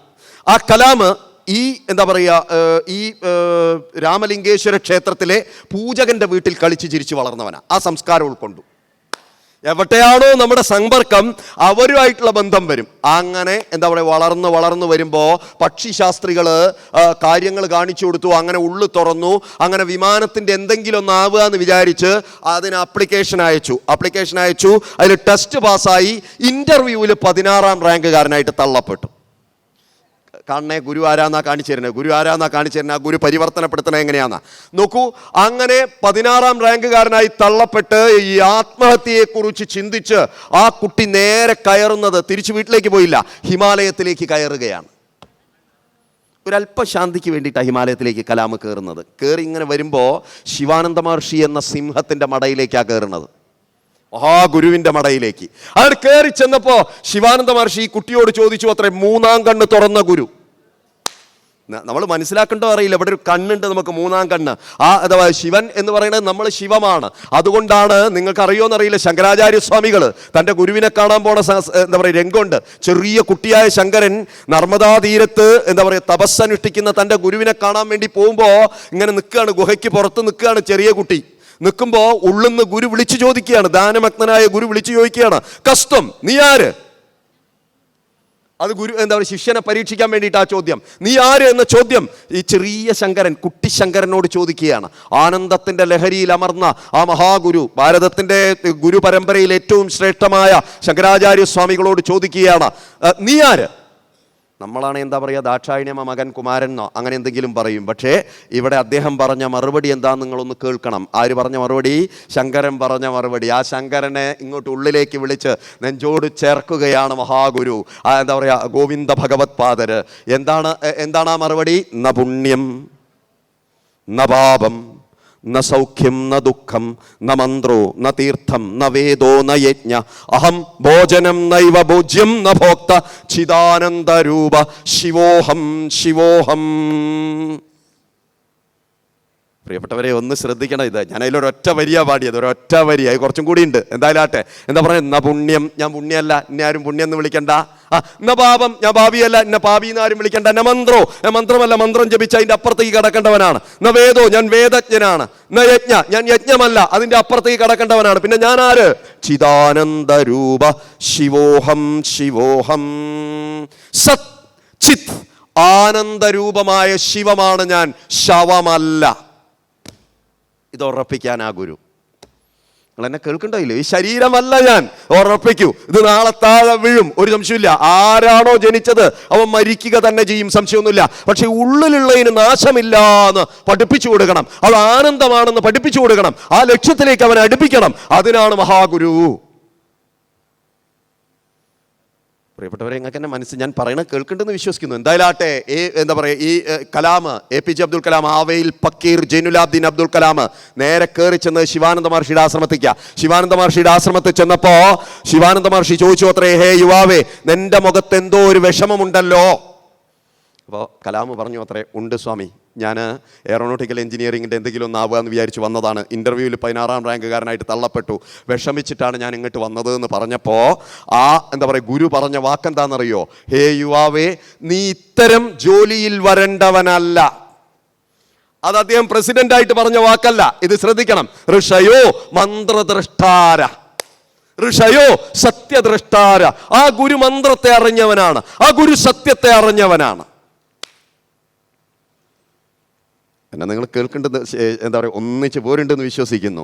അവിടെ എന്താ പറയുക, ശിവാനന്ദ മഹർഷി പറഞ്ഞത്, നീ ഇത്തരം എന്താ പറയുക ജോലിയിൽ വരേണ്ടവനല്ല, മറിച്ച് നീ ഇന്ത്യയുടെ തലപ്പത്തേക്ക് ഉയരേണ്ടവനാണ്. അത് അദ്ദേഹം പ്രസിഡന്റായിട്ട് പറഞ്ഞ വാക്കല്ല, അതിനു എത്രയോ മുന്നേ പറഞ്ഞ വാക്കാണ്. നീ ഇന്ത്യയുടെ തലപ്പത്തേക്ക് ഉയരേണ്ടവനാണ്. തീർന്നില്ല, ഒരു വാക്ക് കൂടി കൂട്ടിച്ചേർത്തു ആ മഹാഗുരു. എന്താ കൂട്ടിച്ചേർത്തത്? എൻ്റെ വാക്ക് സത്യമായി വരും. ഹിമാലയം ചൂണ്ടിക്കാണിച്ചു കൊടുത്തു, പിറകിൽ നിൽക്കുന്ന ഹിമാലയം. ഈ ഹിമാലയം നിൽക്കുന്നത് എപ്രകാരമാണോ അപ്രകാരം എൻ്റെ വാക്ക് സത്യമായി വരും. ഒരു ഗുരു പറഞ്ഞത് സത്യമാവും, അല്ലെങ്കിൽ അവൻ സത്യമേ പറയൂ. രണ്ടും മനസ്സിലാക്കി വെച്ചോളാം. എന്താ പറഞ്ഞ? ഒരു ഗുരു പറഞ്ഞത് സത്യമായി വരും, അല്ലെങ്കിൽ അവൻ പറഞ്ഞതേ സത്യമാവും. അതാണ് മനസ്സിലാക്കേണ്ടത്. നമുക്ക് അത് ഈ നഗ്ന നേത്രങ്ങളെ കൊണ്ട് ഒരു ഗുരുവിനെ തിരിച്ചറിയാൻ പറ്റില്ല. മൂന്നാം കണ്ണ് തുറന്നവന് കൃത്യമായിട്ട് മനസ്സിലാക്കാൻ കഴിയും ആരൊക്കെയാണ് എന്തൊക്കെയാണ്. അവൻ അഹങ്കാരത്തിൻ്റെ കണിക ഒടുങ്ങി എന്താ പറയുക കൃത്യമായിട്ട് തൻ്റെ ആനന്ദത്തിലിരിക്കുന്നവനായി. ഈ ആനന്ദത്തിലേക്ക് കടക്കാൻ ആ ഗുരു. അപ്പോൾ പിന്നെ അവിടെ ദുഃഖങ്ങളൊന്നും നമ്മളെ അലട്ടില്ല. ജനന മൃതികൾക്കപ്പുറത്തുള്ള ഒരു തലത്തിലേക്ക് നമ്മൾ പ്രവേശിക്കും. ഇരിക്കട്ടെ, ഞാനിപ്പോൾ ഇവിടെ എന്തേ പറഞ്ഞു? എന്റെ വാക്ക് സത്യമായി വരും. ഈ ഹിമാലയം നിൽക്കുന്നത് എപ്രകാരമാണോ അപ്രകാരം. തീർന്നില്ല, ശിവാനന്ദ മഹർഷി വീണ്ടും പറഞ്ഞു, ഈ ഗംഗാ നദി ഒഴുകിപ്പോകുന്നത് എപ്രകാരമാണോ അപ്രകാരം എന്റെ വാക്ക് സത്യമായി വരും. ധൈര്യമായി നടന്നു പോവ്. വിങ്സ് ഓഫ് ഫയർ എന്ന പുസ്തകം അടച്ചു വെക്കരുത്. അഗ്നിച്ചിറകുകൾ എന്ന പുസ്തകത്തിലാണ് ഇത് പറയുന്നത്. അതിൻ്റെ ആദ്യ പാദത്തിലാണ് ഇത് പറയുന്നത്. അതിൻ്റെ രണ്ടാം പാദം റോക്കറ്റ് സാങ്കേതിക വിദ്യയാണ്. ആദ്യ പാദത്തിൽ ഇത് പറഞ്ഞു കഴിഞ്ഞിട്ട് ആ ഗുരുവിനെ കുറിച്ചൊരു ഒറ്റ വാക്കാണ് കലാം എഴുതിയിടുന്നത്. എന്താ വാക്കെന്നറിയോ? ശിഷ്യൻ പാകമാകുമ്പോൾ ഗുരു പ്രത്യക്ഷപ്പെടുന്നു. മനസ്സിലായില്ല? നമ്മളെ മണ്ടയ്ക്കൊരടി കിട്ടുമ്പോഴാണ് നമ്മൾ ഗുരുവിനെ തേടി വരിക. ഒന്നുകൂടെ പറയാം. എന്താ വലിയ സന്തോഷത്തിലും ഇതിലൊക്കെ വീട്ടിലിങ്ങനെ ഇരിക്കുമ്പോൾ നമ്മൾ ഇക്കിളിയിലാണ് മിക്കവാറും ഇരിക്കുക. അങ്ങനെയാണ് ഇരിക്കുക. അനുഭവത്തിൻ്റെ തീച്ചൂളയിലും മണ്ടയ്ക്ക് അടി കിട്ടുമ്പോഴാണ് നമ്മൾ ഗുരുവിനെ തേടി വരിക. അപ്പോൾ ഈ അനുഭവത്തിൻ്റെ തീച്ചൂള ഒരു കാര്യത്തിൽ നല്ലതുമാണ്. അതുകൊണ്ടാണ് വിപദശന്തുന ശശ്വൽ തത്ര തത്ര ജഗദ്ഗുരു ഭവതോ ദർശനം യൽസ്യാദ് അപുനർഭവ ദർശനമെന്ന് കുന്തി മാതാവ് പറഞ്ഞത്. ഭഗവാനെ എനിക്ക് ദുഃഖം തരൂ എന്നാണ് പറഞ്ഞത്. ഈ ദുഃഖം വന്നാലേ നിങ്ങളെ കാണാൻ പറ്റുള്ളൂ. ഗുരുവിനെ കാണണമെങ്കിൽ ആ ദുഃഖം വരണം, ഉള്ളിലൊരു ദുഃഖം വരണം. വേണോ വേണ്ടയോ? കലാമിന് ദുഃഖം വന്നപ്പോഴാണ് ഗുരുവിനെ കാണാൻ പോയത്. അപ്പോൾ ഒന്നാമത്തെ പരീക്ഷ നമ്മൾ എഴുതുമ്പോൾ നമ്മൾ 2ാം ക്ലാസ്സിലേക്ക് പാസ്സാവുമെന്ന് മനസ്സിലാക്കണം. ആ ഗുരുവിനെ കാണാൻ നമ്മൾ പോകുമെന്ന് മനസ്സിലാക്കണം. 2ാമത്തെ ക്ലാസ്സിൽ പരീക്ഷ എഴുതുമ്പോഴേ നമ്മൾ അടുത്തേക്ക് പോകും. അപ്പോൾ ഈ ദുഃഖം നന്മയിലേക്കുള്ള ചുവടാണെന്ന് നന്നാക്കി മനസ്സിലാക്കി വെച്ചോണം. അല്ലാതെ അതിൽ വേവലാതിപ്പെടേണ്ട യാതൊരു കാര്യമില്ല. ശരി ആവട്ടെ. ഞാൻ പറഞ്ഞു വന്നത്, ഈ ശിവാനന്ദ മഹർഷി പറഞ്ഞ വാക്ക് സത്യമായി. രാഷ്ട്രപതി ഭവന്റെ 700 ചതുരശ്ര അടി വിസ്തൃതിയുള്ള മുറിയിൽ ഒരു രുദ്രവീണയും 1000 ക്ലാസിക്കൽ മ്യൂസിക്കിന്റെ കാസറ്റും ഒരുപാട് പുസ്തകങ്ങളുമായി സാമ്പാറും ചോറും കഴിച്ച് കഴിഞ്ഞവന്റെ പേര് മറക്കണ്ട. അവന്റെ പേരായിരുന്നു ഡോക്ടർ ആവയിൽ ഫക്കീർ ജൈനുലാബ്ദീൻ അബ്ദുൽ കലാം. ഷില്ലോങ്ങിലെ IIT-യിൽ തൻ്റെ അവസാനത്തെ പ്രസംഗത്തിൽ കുഴഞ്ഞ് താഴേക്ക് വീഴുന്നത് വരെ, ആ ജീവിതത്തെ അവസാനിപ്പിക്കുന്നത് വരെ സംഭവ ബഹുലമായി ഭാരതത്തിന്റെ ആണിക്കല്ലായി നിന്ന ഭാരതത്തിന്റെ എക്കാലത്തെയും പ്രശസ്തനായ പ്രസിഡന്റ്. ഇതിത്രയും ഞാൻ പറഞ്ഞത് ഈ ശിവാനന്ദ മഹർഷിയുടെ അടുത്തേക്കാണ് മറ്റൊരു കുട്ടി കൂടി കടന്നു പോയത്. അവൻ്റെ പരിണാമം എങ്ങനെ സംഭവിച്ചു എന്ന് കാട്ടിത്തരാനായി ഇത് പറഞ്ഞത്. ആ കുട്ടിയെ കൂടി കാട്ടിത്തന്ന് ഞാൻ എൻ്റെ ഇന്നത്തെ സംസാരം അവസാനിപ്പിക്കുക. അപ്പോഴേക്ക് ഏകദേശം സമയമാവും. വരൂ, പൂത്താമ്പള്ളി തറവാട്ടിൽ നിന്നാണ് മറ്റേ കുട്ടി പോയത്. പൂത്താമ്പള്ളി തറവാട് നിങ്ങൾക്കറിയോ എന്നറിയില്ല. പൂത്താമ്പള്ളി തറവാട്ടിലൊരു പ്രത്യേകത ഉണ്ടായിരുന്നു, നമ്മളെ വീട്ടിലില്ലാത്തൊരു പ്രത്യേകത. അതെന്താ? അവിടെ മുത്തശ്ശി ഉണ്ടായിരുന്നു. നമ്മളെ വീട്ടിൽ നിന്ന് മുത്തശ്ശി ഉണ്ടോ എന്നറിയില്ല. അതിനൊക്കെ വൃദ്ധസദനത്തിലാക്കിയിട്ടുണ്ടാവും മിക്കവാറും. ഉണ്ടെങ്കിൽ തന്നെ ഈ മുത്തശ്ശി ഉണ്ടെങ്കിൽ അവർക്ക് ചില കാര്യങ്ങളിൽ പ്രത്യേകതയുണ്ടാവും. എന്താ പറയുക, ഒരു മാസത്തിൽ 2 ഏകാദശി നമുക്കുണ്ടാവും. ഒരു മാസത്തിൽ ഇതൊക്കെ പഠിപ്പിച്ചു തരുന്നവനാ ഗുരു, ഇതൊക്കെ മനസ്സിലാക്കി തരുന്നവനാ ഗുരു. ഒരു മാസത്തിൽ 2 ഏകാദശി ഉണ്ട്. അതിൽ ശുക്ലപക്ഷ ഏകാദശിയുണ്ട്, കൃഷ്ണപക്ഷ ഏകാദശിയുണ്ട്. ഇത് കൃഷ്ണപക്ഷം സന്യാസിമാർക്ക് വിധിയാണെങ്കിൽ ശുക്ലപക്ഷം ഗൃഹസ്ഥാശ്രമിക്ക് വിധിയാണ്. ഈ ശുക്ലപക്ഷ ഏകാദശിയിൽ തന്നെയെങ്കിലും ഭക്ഷണം വേണ്ടാത്ത ആ സമയത്ത് ഭക്ഷണത്തെ ഒഴിവാക്കിയാൽ ഡോക്ടറുടെ അടുത്തേക്ക് പോണ്ടി വരില്ല എന്ന് നമ്മളെ മുത്തശ്ശി പഠിപ്പിച്ചിരുന്നു. അതിനാണ് ഏകാദശി നോൽക്കുക എന്ന് പറയുന്നത്. അത് അവർ ചെയ്തിരുന്നു. ഞാറ്റുവേലകളെ അവർ കണ്ടറിഞ്ഞിരുന്നു. ഇന്നിപ്പോൾ ഇവിടെ ഇരിക്കുന്നവരോട് ഒരു ഞാറ്റുവേല എത്ര ദിവസമാണെന്ന് ചോദിച്ചാൽ നമുക്ക് തന്നെ അറിയില്ല എത്ര ദിവസമാണെന്ന്. എല്ലാവർക്കും അറിയില്ല എന്നല്ല ഞാൻ പറഞ്ഞത്, മിക്കവാറും ആൾക്കാർക്ക് അറിയില്ല. മിക്കവാറും ആൾക്കാർ PSCക്ക് ഇന്ന് ക്വസ്റ്റ്യനാണ് ഒരു ഞാറ്റുവേല എത്ര ദിവസമാണെന്നുള്ളത്. എത്ര ആഴ്ചയാണെന്ന് ചോദിച്ചാൽ മിക്കവാറും 2 ആഴ്ചയാണ്. ശ്രദ്ധിക്കണം. ഞാൻ പറഞ്ഞു വന്നത് പൂത്താമ്പള്ളി തറവാട്ടിൽ ഒരു മുത്തശ്ശി ഉണ്ടായിരുന്നു. അവിടെ എന്താ പ്രത്യേകത വെച്ചാൽ രാവിലെയും വൈകിട്ടും നാമജപം വേണം. നാമം ജപിക്കാത്തവൻ അവിടുന്ന് ഭക്ഷണം കൊടുക്കില്ല അത്രേ. മുത്തശ്ശിയുടെ ചിട്ടയാണ്. ഉണ്ടാവില്ല. വൈകുന്നേരം പോയി അപ്പോൾ അവിടെ ബാലൻ എന്ന് പറഞ്ഞൊരു കുട്ടിയുണ്ട്. എവിടെ? പൂത്താമ്പള്ളി തറവാട്ടിൽ. പൂത്താമ്പള്ളി ബാലൻ, നിങ്ങൾ കേട്ടിട്ടുണ്ടാവും ചിലപ്പോൾ പൂത്താമ്പള്ളി ബാലനെ. വഴിയെ കാണിച്ചു തരാം. അയാൾ പരിവർത്തനപ്പെടുന്നത് എങ്ങനെയെന്ന് കാണിച്ചു തരാം. ഗുരുവിലൂടെ എങ്ങനെയാണ് അയാൾ പരിവർത്തനപ്പെടുന്നതെന്ന് കാണിച്ചു തരാം. ഇവിടെയാണ് ഗുരുവിൻ്റെ ആവശ്യം. അല്ലാതെ വേറെ എന്തൊക്കെയോ കാട്ടി എനിക്ക് വല്ലതും ജീവിതത്തിൽ അത് തരും ഇത് തരും അങ്ങനെയല്ല. നിങ്ങളുടെ ആത്യന്തിക ദുഃഖ നിവൃത്തിയാണ് ഗുരുവിൻ്റെ ലക്ഷ്യം. ഒന്നുകൂടെ പറയാ, ആത്യന്തിക ദുഃഖ നിവൃത്തിയാണ് ഗുരുവിൻ്റെ ലക്ഷ്യം. സംശയമൊന്നും വേണ്ട. അതായത് ഭൗതിക കാര്യങ്ങൾ കൊടുക്കലല്ല കൂടുതലായിട്ട്. പിന്നെന്താ? ആത്യന്തിക ദുഃഖ നിവൃത്തി. നമ്മൾ ആരാന്ന് മനസ്സിലാക്കിയാൽ ആത്യന്തിക ദുഃഖ നിവൃത്തി ഉണ്ടായി. ഇതാണ് ഗുരുവിൻ്റെ മഹിമ. വരട്ടെ. പൂത്താമ്പള്ളി തറവാട്ടിൽ അഞ്ജന ശ്രീധര ചാരുമൂർത്തയെ കൃഷ്ണ അഞ്ജലി കൂപ്പി സ്തുതിച്ചിടുന്നേനെന്ന് വൈകുന്നേരം ഇങ്ങനെ മുത്തശ്ശി നീട്ടിപ്പാടുമ്പോൾ ബാലൻ ബാക്ക് പോയിരിക്കും. ഇതെന്ത് വട്ട് കേസ് ഇതൊക്കെ. ഈശ്വരനിൽ വലിയ വിശ്വാസമൊന്നുമില്ല അന്ന്. അതായത് ഗുരുവിലും വലിയ വിശ്വാസമൊന്നുമില്ല. ബാക്കിൽ പോയി ഇങ്ങനെ ഇരിക്കുമ്പോൾ രസം എന്താ വെച്ചാൽ മുൻജന്മത്തിൽ അടിച്ചു വെച്ച കല്ല. അതുകൊണ്ട് തന്നെ ഈ ശിവൻ്റെ ഫോട്ടോ ഉണ്ട്, അതിലേക്ക് വല്ലാത്തൊരു അട്രാക്ഷനാണ്. ഭക്ഷണം കിട്ടണമെങ്കിലാണ് ഈ ബാക്ക് പോയിരിക്കുന്നത്, അതിന് വേണ്ടിയിട്ടാണ് ഇരിക്കുന്നത്. ഇല്ലെങ്കിൽ ഭക്ഷണം കിട്ടൂല. അപ്പോൾ ഈ ഫോട്ടോയിലേക്ക് ചന്ദ്രകലാധരനായ ആ ശിവനെ വലിയ ആനന്ദസ്വരൂപനെ വലിയൊരു ഒരു അറ്റാച്ച്മെൻ്റ് ആണ്. അവിടെ അങ്ങനെ കുറേ നേരം അങ്ങനെ ഇരിക്കും. തന്നെയല്ല, ഈ കുട്ടി തല തെറിച്ച വിത്തായിട്ട് വളർന്നു. രാമവർമ്മ ഇംഗ്ലീഷ് മീഡിയം ബോയ്സ് ഹൈസ്കൂളിലാക്കി. കുരങ്ങന് മദ്യം കൊടുത്ത മാതിരിയായി. കുരങ്ങൻ ഓൾറെഡി മിസ്ചീഫാണ്, അതിന് മദ്യം കൊടുത്താൽ എങ്ങനെ ഉണ്ടാവും? അതിലേറെ കഷ്ടമാണ്. ആ അവസ്ഥയിലേക്ക് എത്തിയെന്ന് മാത്രമല്ല, രസം എന്താണെന്ന് വെച്ചാൽ അച്ഛൻ പറയൂ അത്ര, മോനെ തലയിൽ നീ അത്ര എണ്ണ തേക്കരുത്, തല കഷണ്ടിയായി പോവും. അപ്പം അച്ഛൻ പറഞ്ഞതിന് വിപരീതമായിട്ടേ ചെയ്യുള്ളൂ. നന്നാക്കി എണ്ണ എടുക്കും, തലയെ തേക്കും. കഷണ്ടി വരണോന്ന് നോക്കണമല്ലോ അച്ഛാ. ഇങ്ങനെയാണ് കുട്ടി. തല തിരിഞ്ഞ് എന്താ പറയുക, ഒരു നിലയ്ക്കും അംഗീകരിക്കാത്ത പോക്കാ പോവുക. കയ്യിൽ ബ്രേസ്ലെറ്റ്, തിളങ്ങണ ഷർട്ട്, എല്ലാം ജഗ പോകാൻ നായാട്ട്. അങ്ങനെ സ്വാതന്ത്ര്യ സമരം കൊടുമ്പിരി കൊണ്ടുകൊണ്ടിരിക്കുന്ന സമയത്ത് നാഷണൽ ഹെറാൾഡ് എന്ന പത്രത്തിലേക്ക് പോസ്റ്റ് ഗ്രാജുവേഷൻ കഴിഞ്ഞ് ഈ കുട്ടി കയറി ചെല്ലുകയാണ്. നാഷണൽ ഹെറാൾഡ് ഈ അടുത്തിടെ വളരെ എന്താ പറയുക, നിങ്ങൾ പത്രത്തിലൊക്കെ കേട്ടിരുന്നു. ആ പത്രത്തിൻ്റെ കോളമിസ്റ്റായിട്ട് ഈ കുട്ടി കയറുകയാണ്. അപ്പോഴും നോക്കണം, തല തിരിഞ്ഞ വിത്തായതുകൊണ്ട് തലതിരിഞ്ഞ ബോധമാണ് വരുന്നത്. എന്താ ബോധം വരുന്നതെന്നറിയോ? ഇവിടെ സ്വാതന്ത്ര്യ സമരം കൊടുമ്പിരിക്കൊണ്ട് നിൽക്കുമ്പോൾ, ശ്രദ്ധിക്കണേ, ഇവിടെ സ്വാതന്ത്ര്യ സമരം കൊടുമ്പിരിക്കൊണ്ട് നിൽക്കുമ്പോൾ ഈ സന്യാസിമാർ, ഈ ഗുരുക്കന്മാർ എന്ന് പറയുന്നവരൊക്കെ അവിടെ ഹിമാലയത്തിൽ ഇരുന്ന് സുഖിക്കുകയല്ലേ. അവരെ കള്ളത്തരത്തിനെ പൊളിച്ചെഴുതണം. ഡൽഹിയിൽ നിന്നാട്ടോ ഈ ചിന്ത വരുന്നത്. അങ്ങനെയാണ്. വേണ്ടാത്ത ചിന്തയൊക്കെ എവിടുന്നെങ്കിലുമൊക്കെ വരും. അപ്പം നമ്മളെന്ത് ചോദിച്ചാൽ എത്തേണ്ടടുത്ത് എത്തുകയും ചെയ്യും. ഇത് വേണ്ടാത്ത ചിന്തയാണോ? സത്യത്തിലല്ല, ഇയാളുടെ വേണ്ട ചിന്തയായിരുന്നു അത്. ഉമ്മക്ക് തോന്നുന്നത് വേണ്ടാത്ത ചിന്തയാണെന്ന്, പക്ഷെ അത് ഗുരു ഉണ്ടാക്കിയ കൃത്യമായ ചിന്തയാണ്. അങ്ങനെ നാഷണൽ ഹെറാൾഡിൽ നിന്ന് പോവുകയാണ്. ആരുടെ കാപട്യം വിളിച്ചെഴുതാൻ? ആരുടെ കാപട്യം പൊളിച്ചെഴുതാൻ? സന്യാസിമാരുടെ കാപട്യം. എന്നാ പോണത്?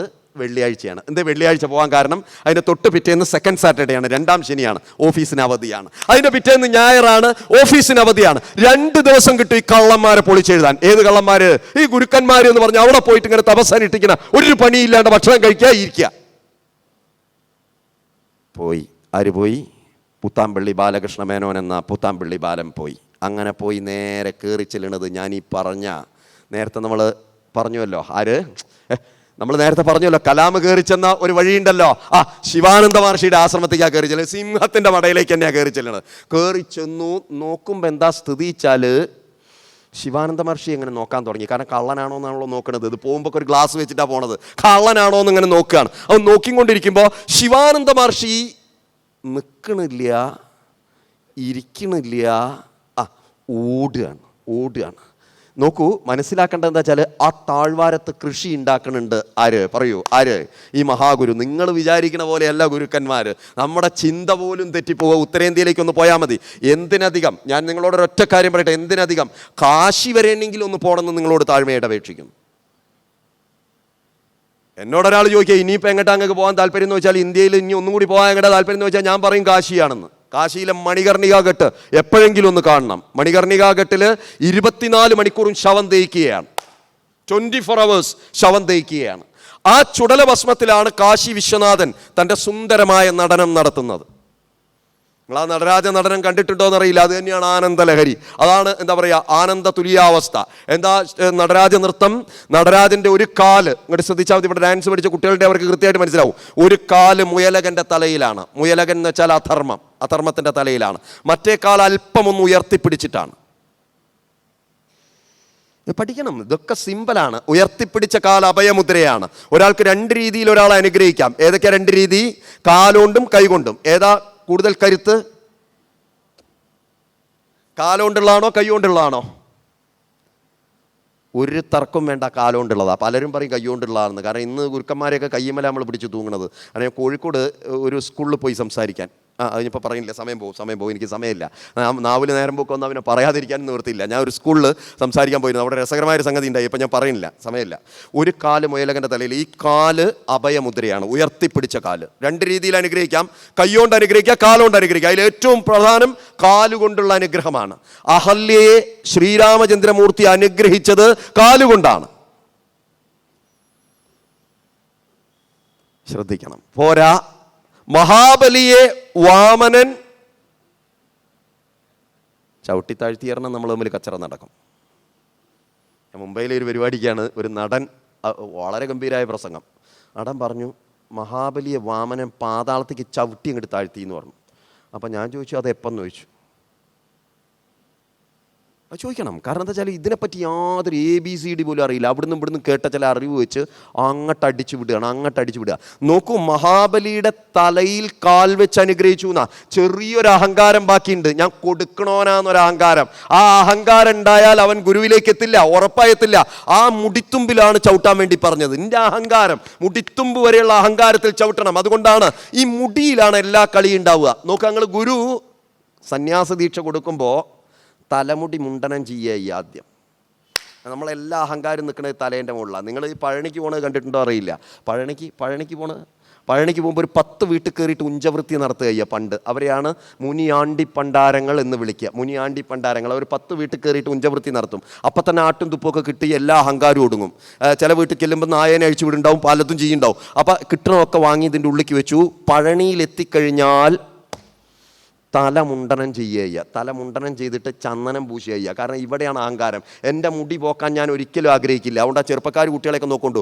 ഒരു 13-ൻ്റെയും 19-ൻ്റെയും ഇടയിലുള്ള കുട്ടികളൊക്കെ ഇവിടുന്ന് ഇങ്ങനെ ഒരു തലമുടി പറ്റ വെട്ടിണ്ടാവും. ഇവിടുന്ന് അങ്ങോട്ട് പ്ലഗിൻ്റെ ഉള്ളിൽ കൈയിട്ട പോലെ ഉണ്ടാവും, ഇങ്ങനെ നിൽക്കുന്നുണ്ടാവും. മുടിയാണ് പ്രധാനം. മുടിത്തുമ്പിലാണ് അഹങ്കാരം നിൽക്കുന്നത്. ആ മുടിത്തുമ്പിൻ്റെ മുകളിലേക്ക് ചവിട്ടി എൻ്റെ അഹങ്കാരത്തെ ഒടുക്കണമേ. ചവിട്ടുക മീൻസ് അവിടെ കാൽ വെച്ച് അനുഗ്രഹിച്ച് എൻ്റെ അഹങ്കാരത്തെ ഒടുക്കണമേ എന്നാണ് ആരോട് പറഞ്ഞത്? വാമനത്വത്തോട്. ഇരിക്കട്ടെ, ഈ ഉയർത്തിപ്പിടിച്ച കാല് അഭയമുദ്രയാണ്. അതിലേക്ക് ഒരു കൈ ഇങ്ങനെ ചൂണ്ടിയിട്ടാണ് നിൽക്കുന്നത്. നോക്കൂ, ഒരു കൈ ഇങ്ങനെ ചൂണ്ടിയിട്ടാണ്. മറ്റേ കൈ അഭയമുദ്രയായിട്ട് ഇങ്ങനെ പിടിച്ചിട്ടുണ്ട്. ഡാൻസ് പഠിച്ച കുട്ടികൾ ഇവിടെ ഉണ്ടെങ്കിൽ അവർക്ക് മനസ്സിലാവും. ഇനി പിറകിൽ 2 കൈയുണ്ട്. ആ നടരാജന് പിറകിൽ 2 കൈയുണ്ട്. അതിലൊരു കൈയിൽ ഡമരുകമാണ്. ഡമരുകം എന്ന് വെച്ചാൽ സകല സൃഷ്ടിയും അവനിലാണ് നടക്കുന്നത്. ഡമരുകം എന്ന് വെച്ചാൽ സൃഷ്ടിയാണ്. മറ്റേ കൈയിൽ അഗ്നിയാണ്. സകല സംഹാരവും അവനിൽ നടക്കുന്നു. സൃഷ്ടി സ്ഥിതി ലയങ്ങൾ അവനിൽ നടക്കുന്നു. ഇതാണ് നടരാജസ്വരൂപം. ഇനി ഒരു രസം കൂടി അവിടെ മനസ്സിലാക്കാനുണ്ട്. ഏറ്റവും പ്രധാനപ്പെട്ട രസം, ആ നടരാജൻ അർദ്ധനാരീശ്വരനാണ്. ഇവിടെ ആണാണോ വലുത്, പെണ്ണാണോ വലുത്, സ്ത്രീയെ ചവിട്ടി മെതിക്കുക, ഇങ്ങനത്തെ ഒക്കെ സമ്പ്രദായം ഉണ്ട് ഇവിടെ. ഉണ്ടോ ഇല്ലയോ? ഗുരുവിനെ സംബന്ധിച്ച് ആണുമില്ല പെണ്ണുമില്ല, ഒന്നേ ഉള്ളൂ. അവിടെ ശ്രദ്ധിക്കേണ്ടത്, ആ ശിവന്റെ, ഏത് ശിവൻ? നടരാജ ശിവന്റെ വലത്തേ ഭാഗം ശിവനും ഇടത്തേ ഭാഗം ശക്തി അഥവാ പാർവതിയുമാണ്. എന്ന് വെച്ചാൽ അർദ്ധനാരീശ്വരനാണ് ആ ഗുരു. ആര്? ആ ദക്ഷിണാമൂർത്തിയായ ഗുരു അർദ്ധനാരീശ്വരനാണ്. നിങ്ങൾ എന്നെ കേൾക്കുന്നു എന്നാണ് ഞാൻ വിശ്വസിക്കുന്നത്. അവൻ അർദ്ധനാരീശ്വരനാണ്. എന്താ ഈ അർദ്ധനാരീശ്വരത്വം? എനർജി എന്ന ആധുനിക ഭാഷയിൽ ഇതിനെ വിളിക്കാം ശിവനെ. മറ്റേതിനെ മാറ്റർ എന്നും വിളിക്കാം. ഏതിനെ? ദേവിയെ. എനർജി മാറ്റർ ഡാൻസ് ആണ് ഈ പ്രപഞ്ചമാകെ. ആ പ്രപഞ്ചത്തെ അറിയിപ്പിച്ചു തരികയും ആ പ്രപഞ്ചത്തെ സാക്ഷാത്കരിപ്പിച്ചു തരികയും ചെയ്യുന്നവനെ ഗുരു എന്ന് വിളിക്കൂ. അല്ലാതെ നിങ്ങൾക്ക് എന്തെങ്കിലും ട്രിപ്പിൾസ് തന്ന് നിങ്ങളെ രസിപ്പിക്കണവനെ എന്താ പറയുക, ഗുരു എന്നല്ല വിളിക്കുക. അവർ വലിയ ആദർശത്തിലേക്കാണ് നിങ്ങളെ കൊണ്ടുപോകുന്നത്, വലിയ തലത്തിലേക്കാണ് കൊണ്ടുപോകുന്നത്. അതുകൊണ്ടാണ് കുറച്ച് ആൾക്കാർ മാത്രമേ ആ ഗുരുവിൻ്റെ പിൻപറ്റായിട്ടുണ്ടാവുള്ളൂ. അവർ മതി അവരെ ലക്ഷ്യത്തിലേക്ക് എത്തിക്കുക ഗുരു. ഒന്നിച്ച് പോരുണ്ടെന്ന് വിശ്വസിക്കുന്നേ. ഒന്നിച്ച് പോരട്ടെ. ഇല്ലേ മനസ്സിലാവില്ല. വരട്ടെ, പൂത്താമ്പള്ളി ബാലന്റെ ഒപ്പം പോകണം. പൂത്താമ്പള്ളി ബാലൻ എവിടെ? ശിവാനന്ദ മഹർഷിയുടെ ആശ്രമത്തേക്ക് കയറി. ശിവാനന്ദ മഹർഷി നിൽക്കണില്ല, ഇരിക്കണില്ല, ഓടുകയാണ്. കൃഷി ഉണ്ടാക്കുന്നുണ്ട്, ഹോസ്പിറ്റൽ നടത്തുന്നുണ്ട് ഗുരു. അവിടെ ഹോസ്പിറ്റൽ നടത്തുന്നിടത്ത് അവിടെയൊക്കെ പോയി രോഗികളെ പരിശോധിക്കുന്നുണ്ട്. ആര്? ഈ മഹാഗുരു പോയി പരിശോധിക്കുന്നുണ്ട്, ഒക്കെ നോക്കുന്നുണ്ട്. ഇത് കണ്ടപ്പോൾ ബാലൻ്റെ മനസ്സൊന്ന് പതറി. ഇത് ഞാൻ വിചാരിച്ച മാതിരിയല്ലല്ലോ, കള്ളന്മാരൊന്നും അല്ലല്ലോ. അങ്ങനെ വൈകുന്നേരം വന്ന് സത്സംഗവും പറയുന്നുണ്ട് ആര്, ഇതേപോലെ സത്സംഗം പറയുന്നുണ്ട് ആര്, ശിവാനന്ദ മഹർഷി. ആ സത്സംഗം പറയണതിൻ്റെ ഇടയിൽ ആരിയ്ക്കുന്നുണ്ട്, ബാലനും ഇരിക്കുന്നുണ്ട്. അപ്പോൾ ബാലനോടൊരു പ്രത്യേക മമത ആർക്കുണ്ട് അത്രേ, ശിവാനന്ദ മഹർഷിക്കുണ്ട്. കാരണം എന്താ വെച്ചാൽ മുൻജന്മത്തിൽ അടിച്ചത്. കാരണം അവർക്കറിയാം ആരെന്താവും എന്നുള്ളത്. ഈ തരികിട കളിക്കണവൻ എന്താ പറയുക, ഉയർന്നു പോകാനുള്ളവനാന്ന് ആർക്കറിയാം, ശിവാനന്ദ മഹർഷിക്ക് അറിയാം. അതുകൊണ്ട് എന്ത് ചെയ്തു വെച്ചാൽ ഇവനെ വിളിച്ചു അത്രേ, ഇവിടെ വാ ബാല എന്ന് പറഞ്ഞു. ബാലൻ ചെന്ന്, നമ്മൾ കേരളീയരാണല്ലോ, നമുക്കൊരു സ്വഭാവമുണ്ട്, എന്താ പറയുക, എന്തിന് എക്സ്ക്യൂസ് പറഞ്ഞ് രക്ഷപ്പെടുന്ന ടീമാണ് നമ്മൾ. അതുകൊണ്ട് എന്താ വെച്ചാൽ വിളിച്ചു, ബാല പടവാന്ന് പറഞ്ഞു. അടുത്തിരുത്തി, തൻ്റെ അടുത്തിരുത്തിയിട്ട് പറഞ്ഞു, ബാല നീ ഇരിക്കുന്നവരോടൊന്ന് സംസാരിക്കുകയെന്ന് പറഞ്ഞു.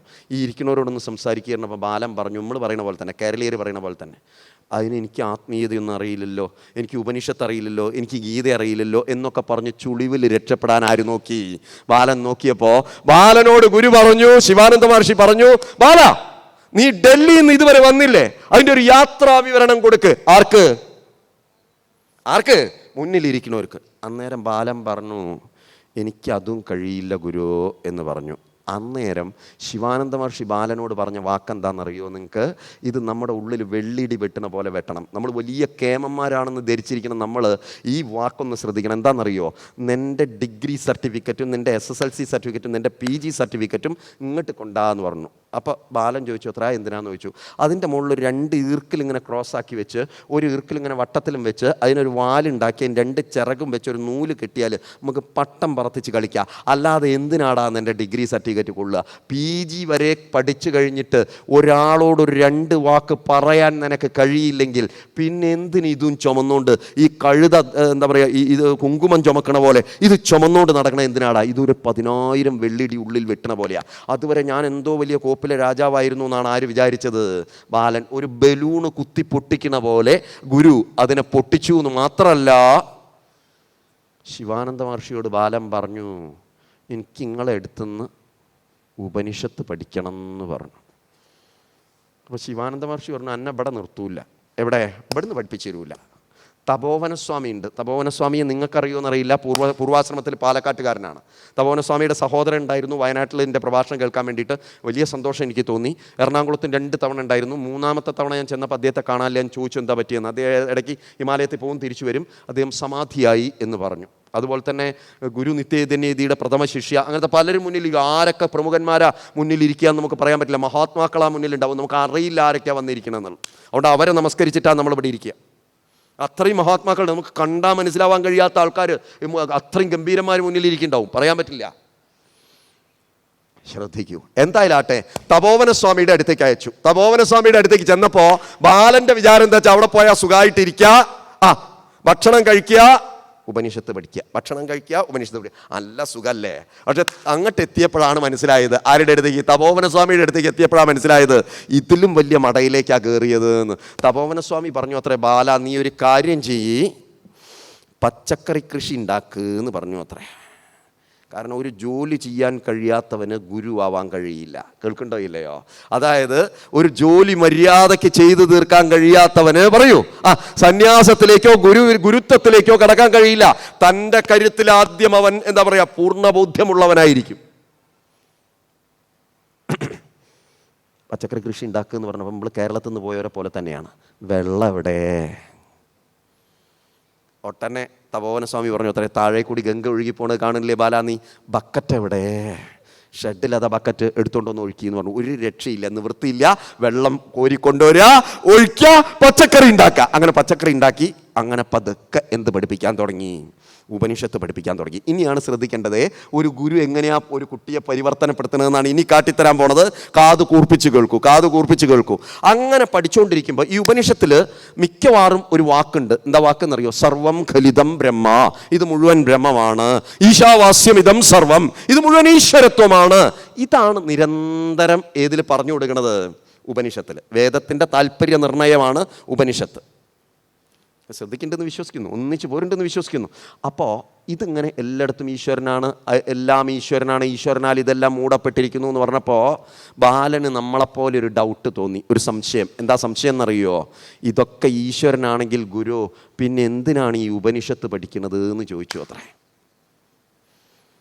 നോക്കണേ, ഒരു ഗുരു അതിനെ തിരുത്തണേ എങ്ങനെ നോക്കണം. അന്നേരം നമ്മളാണെങ്കിൽ ഇങ്ങനെ വിശദീകരിച്ചു കൊടുക്കും. ഗുരു ഒന്നും മിണ്ടിയില്ല, ഒരു ചിരി ചിരിച്ചു, അന്നേരം ഒന്നും മിണ്ടിയില്ല. ഇതൊക്കെ ഈശ്വരനാണെങ്കിൽ പിന്നെ എന്തിനാ ഈ ഉപനിഷത്ത് പഠിക്കുന്നത്? ഒന്നും മിണ്ടിയില്ല. കുറച്ച് കഴിഞ്ഞപ്പോൾ ബാലനെ വിളിച്ചു അത്ര ആര്? ഗുരു വിളിച്ചിട്ട് ഇവൻ്റെ തല ഉണർത്തണം. ബാലനെ വിളിച്ചിട്ട് പറഞ്ഞു, ബാല നീ പോയിട്ട് എനിക്ക് ലേശം വെള്ളം എടുത്തുകൊണ്ട് വരൂ എന്ന് പറഞ്ഞു അത്രേ. ലേശം വെള്ളം എടുത്ത് അടുക്കളയിൽ പോയിട്ട് ലേശം വെള്ളം എടുത്തു. അങ്ങനെ ബാലൻ അടുക്കളയിൽ പോയിട്ട് ഒരു ലോട്ട എന്ന് പറഞ്ഞാൽ ഒരു പാത്രം, ആ പാത്രത്തിൽ വെള്ളം എടുത്ത് ഇങ്ങനെ വരികയാണേ. വെള്ളം എടുത്ത് വരുമ്പോൾ ഡോറിൻ്റെ അടുത്ത് എത്തിയപ്പം ഗുരു ഇവിടുന്ന് ഉറക്കെ പറഞ്ഞു അത്രേ, നിന്നോട് ആരാ ലോട്ട കൊണ്ടുവരാൻ പറഞ്ഞത്? വെള്ളമല്ലേ കൊണ്ടുവരാൻ പറഞ്ഞുള്ളൂ ഞാൻ. അപ്പം ബാലൻ ഒന്നുകൂടി നിന്നു അത്രേ. വെള്ളമല്ലേ ഈ കൊണ്ടുവരുന്നത് എന്ന് ചോദിച്ചു അത്രേ. ഒട്ടനെ വീണ്ടും ഗുരു രണ്ടാമതൊരൊറ്റ തവണയും കൂടെ ചോദിച്ചു അത്രേ, ബാല നിന്നോട് ഞാൻ വെള്ളമല്ലേ കൊണ്ടുവരാൻ പറഞ്ഞുള്ളൂ, ലോട്ട കൊണ്ടുവരാൻ പറഞ്ഞോ? അപ്പൊ ബാലന്റെ തലയിൽ കത്തി. എന്ത് കത്തി? ഉപായം. എന്താ പറയുക, വെള്ളം കൊണ്ടുവരണമെങ്കിൽ ഉപാധി വേണം. വേണോ വേണ്ടയോ? പറയൂ. ഉപാധി വേണം. ഈ ഉപാധിയാണേത്? പറയൂ. ഉപനിഷത്ത്. ബ്രഹ്മത്തെ മനസ്സിലാക്കാനുള്ള പറയൂ ഉപാധിയാണ്. പറയൂ ഉപാധിയാണേത്? ഈ ഉപനിഷത്ത്. ആർക്ക് പിടികിട്ടി? ബാലനെ പിടികിട്ടി. ഉപനിഷത്ത് പഠിച്ചു കഴിഞ്ഞാൽ പിന്നെ ഒന്നിൻ്റെ ആവശ്യമില്ല, പുസ്തകത്തിൻ്റെ ആവശ്യമില്ല, ഒന്നിൻ്റെ ആവശ്യമില്ല. താൻ ആനന്ദ സ്വരൂപനാണെന്ന് മനസ്സിലാക്കിയ പിന്നെ അവിടെ പുസ്തകം വേണോ? ഒന്നും വേണ്ട. ഇത് പഠിപ്പിച്ചു കൊടുത്തു. അത് കഴിഞ്ഞ് ഒരു ദിവസം ഇടയ്ക്കിടയ്ക്ക് ഗുരു പരീക്ഷിച്ചുകൊണ്ടിരിക്കും കേട്ടോ. ഒരു ദിവസം ഗുരു പറഞ്ഞു, തൻ്റെ മുണ്ടെടുത്തുവാ, അലക്കിട്ട മുണ്ടെടുത്തുവാ എന്ന് പറഞ്ഞു. മുണ്ട് ഗുരുവിനെ തന്നെ കൊണ്ടുവന്നൂടെ? പക്ഷേ ശിഷ്യനെ ചിലത് പഠിപ്പിക്കാനാ. എടുത്തുകൊണ്ട് വന്നപ്പോൾ ഗുരു പറഞ്ഞു അത്രേ, മുണ്ട് ഇത് കീറിയല്ലോ, എടുത്തുകൊണ്ട് വരുമ്പോൾ ശ്രദ്ധിച്ചില്ല എന്ന് പറഞ്ഞു. ഞാൻ ശ്രദ്ധിച്ചിട്ടാണല്ലോ എടുത്തത്. എവിടെ കീറിയിട്ടൊന്നുമില്ലല്ലോ, ശ്രദ്ധിച്ചിട്ടാണല്ലോ എടുത്തത്. നുണയെന്ന് വിളിച്ചു അത്രേ. ആര്? തപോവനസ്വാമി നുണയൻ എന്ന് വിളിച്ചു അത്രേ. ഇത് കാലിൻ്റെ അടിയിൽ നിന്ന് എന്തൊക്കെയോ ഇങ്ങോട്ട് പെരുത്ത് കയറി അത്രേ. കാരണം അഹങ്കാരം അത്ര ടോപ്പിലാണ് നമുക്ക് നിൽക്കുന്നത്. ഒരു നുണയൻ എന്ന് വിളിച്ചാൽ നമ്മൾ ആകെ ഡിപ്രസ്ഡ് ആവും. ആ നുണയൻ വിളിച്ച വിളിയിൽ ഇയാൾ ആകെ ഡിപ്രസ്ഡ് ആയിട്ട് ഇങ്ങോട്ട് ഇറങ്ങി പോന്നിട്ട് പറഞ്ഞു ബാക്കിയുള്ള ശിഷ്യന്മാരോട് പറഞ്ഞു, ഇനി ഇയാളുടെ അടുത്ത് നിന്ന് ഓരോ ലക്ഷ്യം പഠിക്കുന്ന പ്രശ്നമില്ല, ഞാൻ എൻ്റെ വഴിക്ക് പോവുകയാണ്, കേരളത്തിലേക്ക് പോവുകയാണ് പറഞ്ഞു. ഒറ്റ പോരൽ പോരാൻ നിൽക്കുമ്പോൾ ബാക്കിയുള്ള ശിഷ്യന്മാർ ആരോട് പറഞ്ഞു അത്രേ? ബാലനോട് പറഞ്ഞു അത്രേ, ബാല ഗുരു നിന്നെ പരീക്ഷിക്കുകയാണ്, പിടിച്ചു നിന്നോന്ന് പറഞ്ഞു അത്ര. ആര്? ബാക്കിയുള്ള ശിഷ്യന്മാർ. അങ്ങനെ പിറ്റേന്നും ബാലൻ ചെന്നു അത്ര. ആരുടെ അടുത്തേക്ക്? ഗുരുവിൻ്റെ അടുത്തേക്ക്. അങ്ങനെ അന്നും ഈ അലക്കിയിട്ട തുണി എടുത്തുകൊണ്ടിരാൻ പറഞ്ഞു അത്രേ.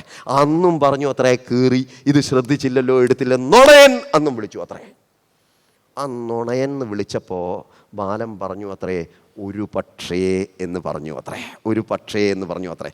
അപ്പം തപോവനസ്വാമി പറഞ്ഞു അത്രേ, മഹാഗുരു പറഞ്ഞു അത്രേ, ഇപ്പം നിനക്ക് മനസ്സിലായില്ലേ, ഈ ലോകം മുഴുവൻ ഒരു വലിയ നുണയായിരിക്കെ നിന്നെ ഞാനൊരു ചെറിയ നുണയൻ എന്ന് വിളിച്ചേന് നീ എന്തിനാണ് ഇത്ര പരിഭ്രമിക്കുന്നത് ബാലാ? ഈ ലോകം മുഴുവൻ ഒരു വലിയ നുണയാണ്. ശരിയാണോ അല്ലയോ? നോക്കൂ, ഈ മൈക്രോഫോണിൻ്റെ ഉള്ളിൽ ഓരോ ആറ്റത്തിൻ്റെ ന്യൂക്ലിയസ് എത്രയോ തവണ സ്പിൻ ചെയ്യുന്നുണ്ട്. അതിൻ്റെ ചുറ്റും ഇലക്ട്രോണുകൾ എത്രയോ വേഗത്തിൽ കറങ്ങുന്നുണ്ട്. നിങ്ങൾക്ക് കാണാൻ പറ്റുന്നുണ്ടോ? എനിക്ക് കാണാൻ പറ്റുന്നുണ്ടോ? ഇല്ല. മായാപ്രപഞ്ചം. ഈ ഭൂമി ഒരു മണിക്കൂറിൽ 1640 കിലോമീറ്റർ വേഗതയിൽ കറങ്ങുന്നുണ്ട്. അത് ഉൾപ്പെട്ട സൗരയൂഥം മറ്റേതോ ദിക്കിലേക്ക് കറങ്ങുന്നുണ്ട്. അത് ഉൾപ്പെട്ട ആകാശഗംഗ മറ്റേതോ ദിക്കിലേക്ക് കറങ്ങുന്നുണ്ട്. അങ്ങനെ എത്രയോ നക്ഷത്രങ്ങൾ. Do you feel? നിങ്ങൾക്ക് ഫീൽ ചെയ്യുന്നുണ്ടോ? എനിക്ക് ഫീൽ ചെയ്യുന്നുണ്ടോ? ഇല്ല. ഇതാണ് മായ. ആ മായയിലാണ് നമ്മൾ നിൽക്കുന്നത്. അതാണ്ട് ഭഗവാൻ കൃഷ്ണൻ, നമ്മൾ ആ ഭഗവാൻ കൃഷ്ണൻ്റെ മണ്ണിൽ ഇരുന്നുകൊണ്ടാണ് സംസാരിക്കുന്നത്. ഭഗവാൻ കൃഷ്ണൻ ഉറക്ക അർജുനനോട് കുരുക്ഷേത്ര യുദ്ധഭൂമിയുടെ 64 കിലോമീറ്റർ നീളവും 64 കിലോമീറ്റർ വീതിയുമുള്ള ഹരിയാനയിലെ കുരുക്ഷേത്ര യുദ്ധഭൂമിയുടെ പടിഞ്ഞാറ് വശത്ത് നിന്നുകൊണ്ട് അർജുനനോട് പറഞ്ഞ വാക്ക് ശ്രദ്ധിക്കൂ.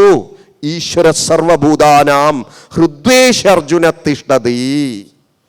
ഗുരുവിൻ്റെ സ്ഥാനം ഹൃദയത്തിലാണ്. ഈശ്വര സർവഭൂതാനാം ഹൃദ്വേഷ അർജുന തിഷ്ഠതി. ഹേ അർജുന, ഈശ്വരൻ സകല ഭൂതങ്ങളുടെയും സകല ജരാചരങ്ങളുടെയും ഹൃദയത്തിലാണ് ഇരിക്കുന്നത്. എന്നിട്ട് ഒരു കാര്യം കൂടി ഭഗവാൻ പറയുന്നുണ്ട്. എന്താ പറഞ്ഞ വാക്കെന്നറിയോ? ഭ്രാമയൻ സർവഭൂതാനി യന്ത്രാരൂഢാനി മായയാ. ഭ്രാമയൻ സർവഭൂതാനി. ഇവറ്റകളെയൊക്കെ പുറത്തേക്ക് നോക്കി വട്ടം കറക്കിച്ചുകൊണ്ടിരിക്കുകയാണ്. ഉള്ളിക്ക് നോക്കാനുള്ള ത്രാണി ഇവർക്ക് കൊടുത്തിട്ടില്ല. ആ ഉള്ളിക്ക് നോക്കാനാണ് ആര് പരിശീലിപ്പിക്കുന്നത്? ഗുരു പരിശീലിപ്പിക്കുന്നത്.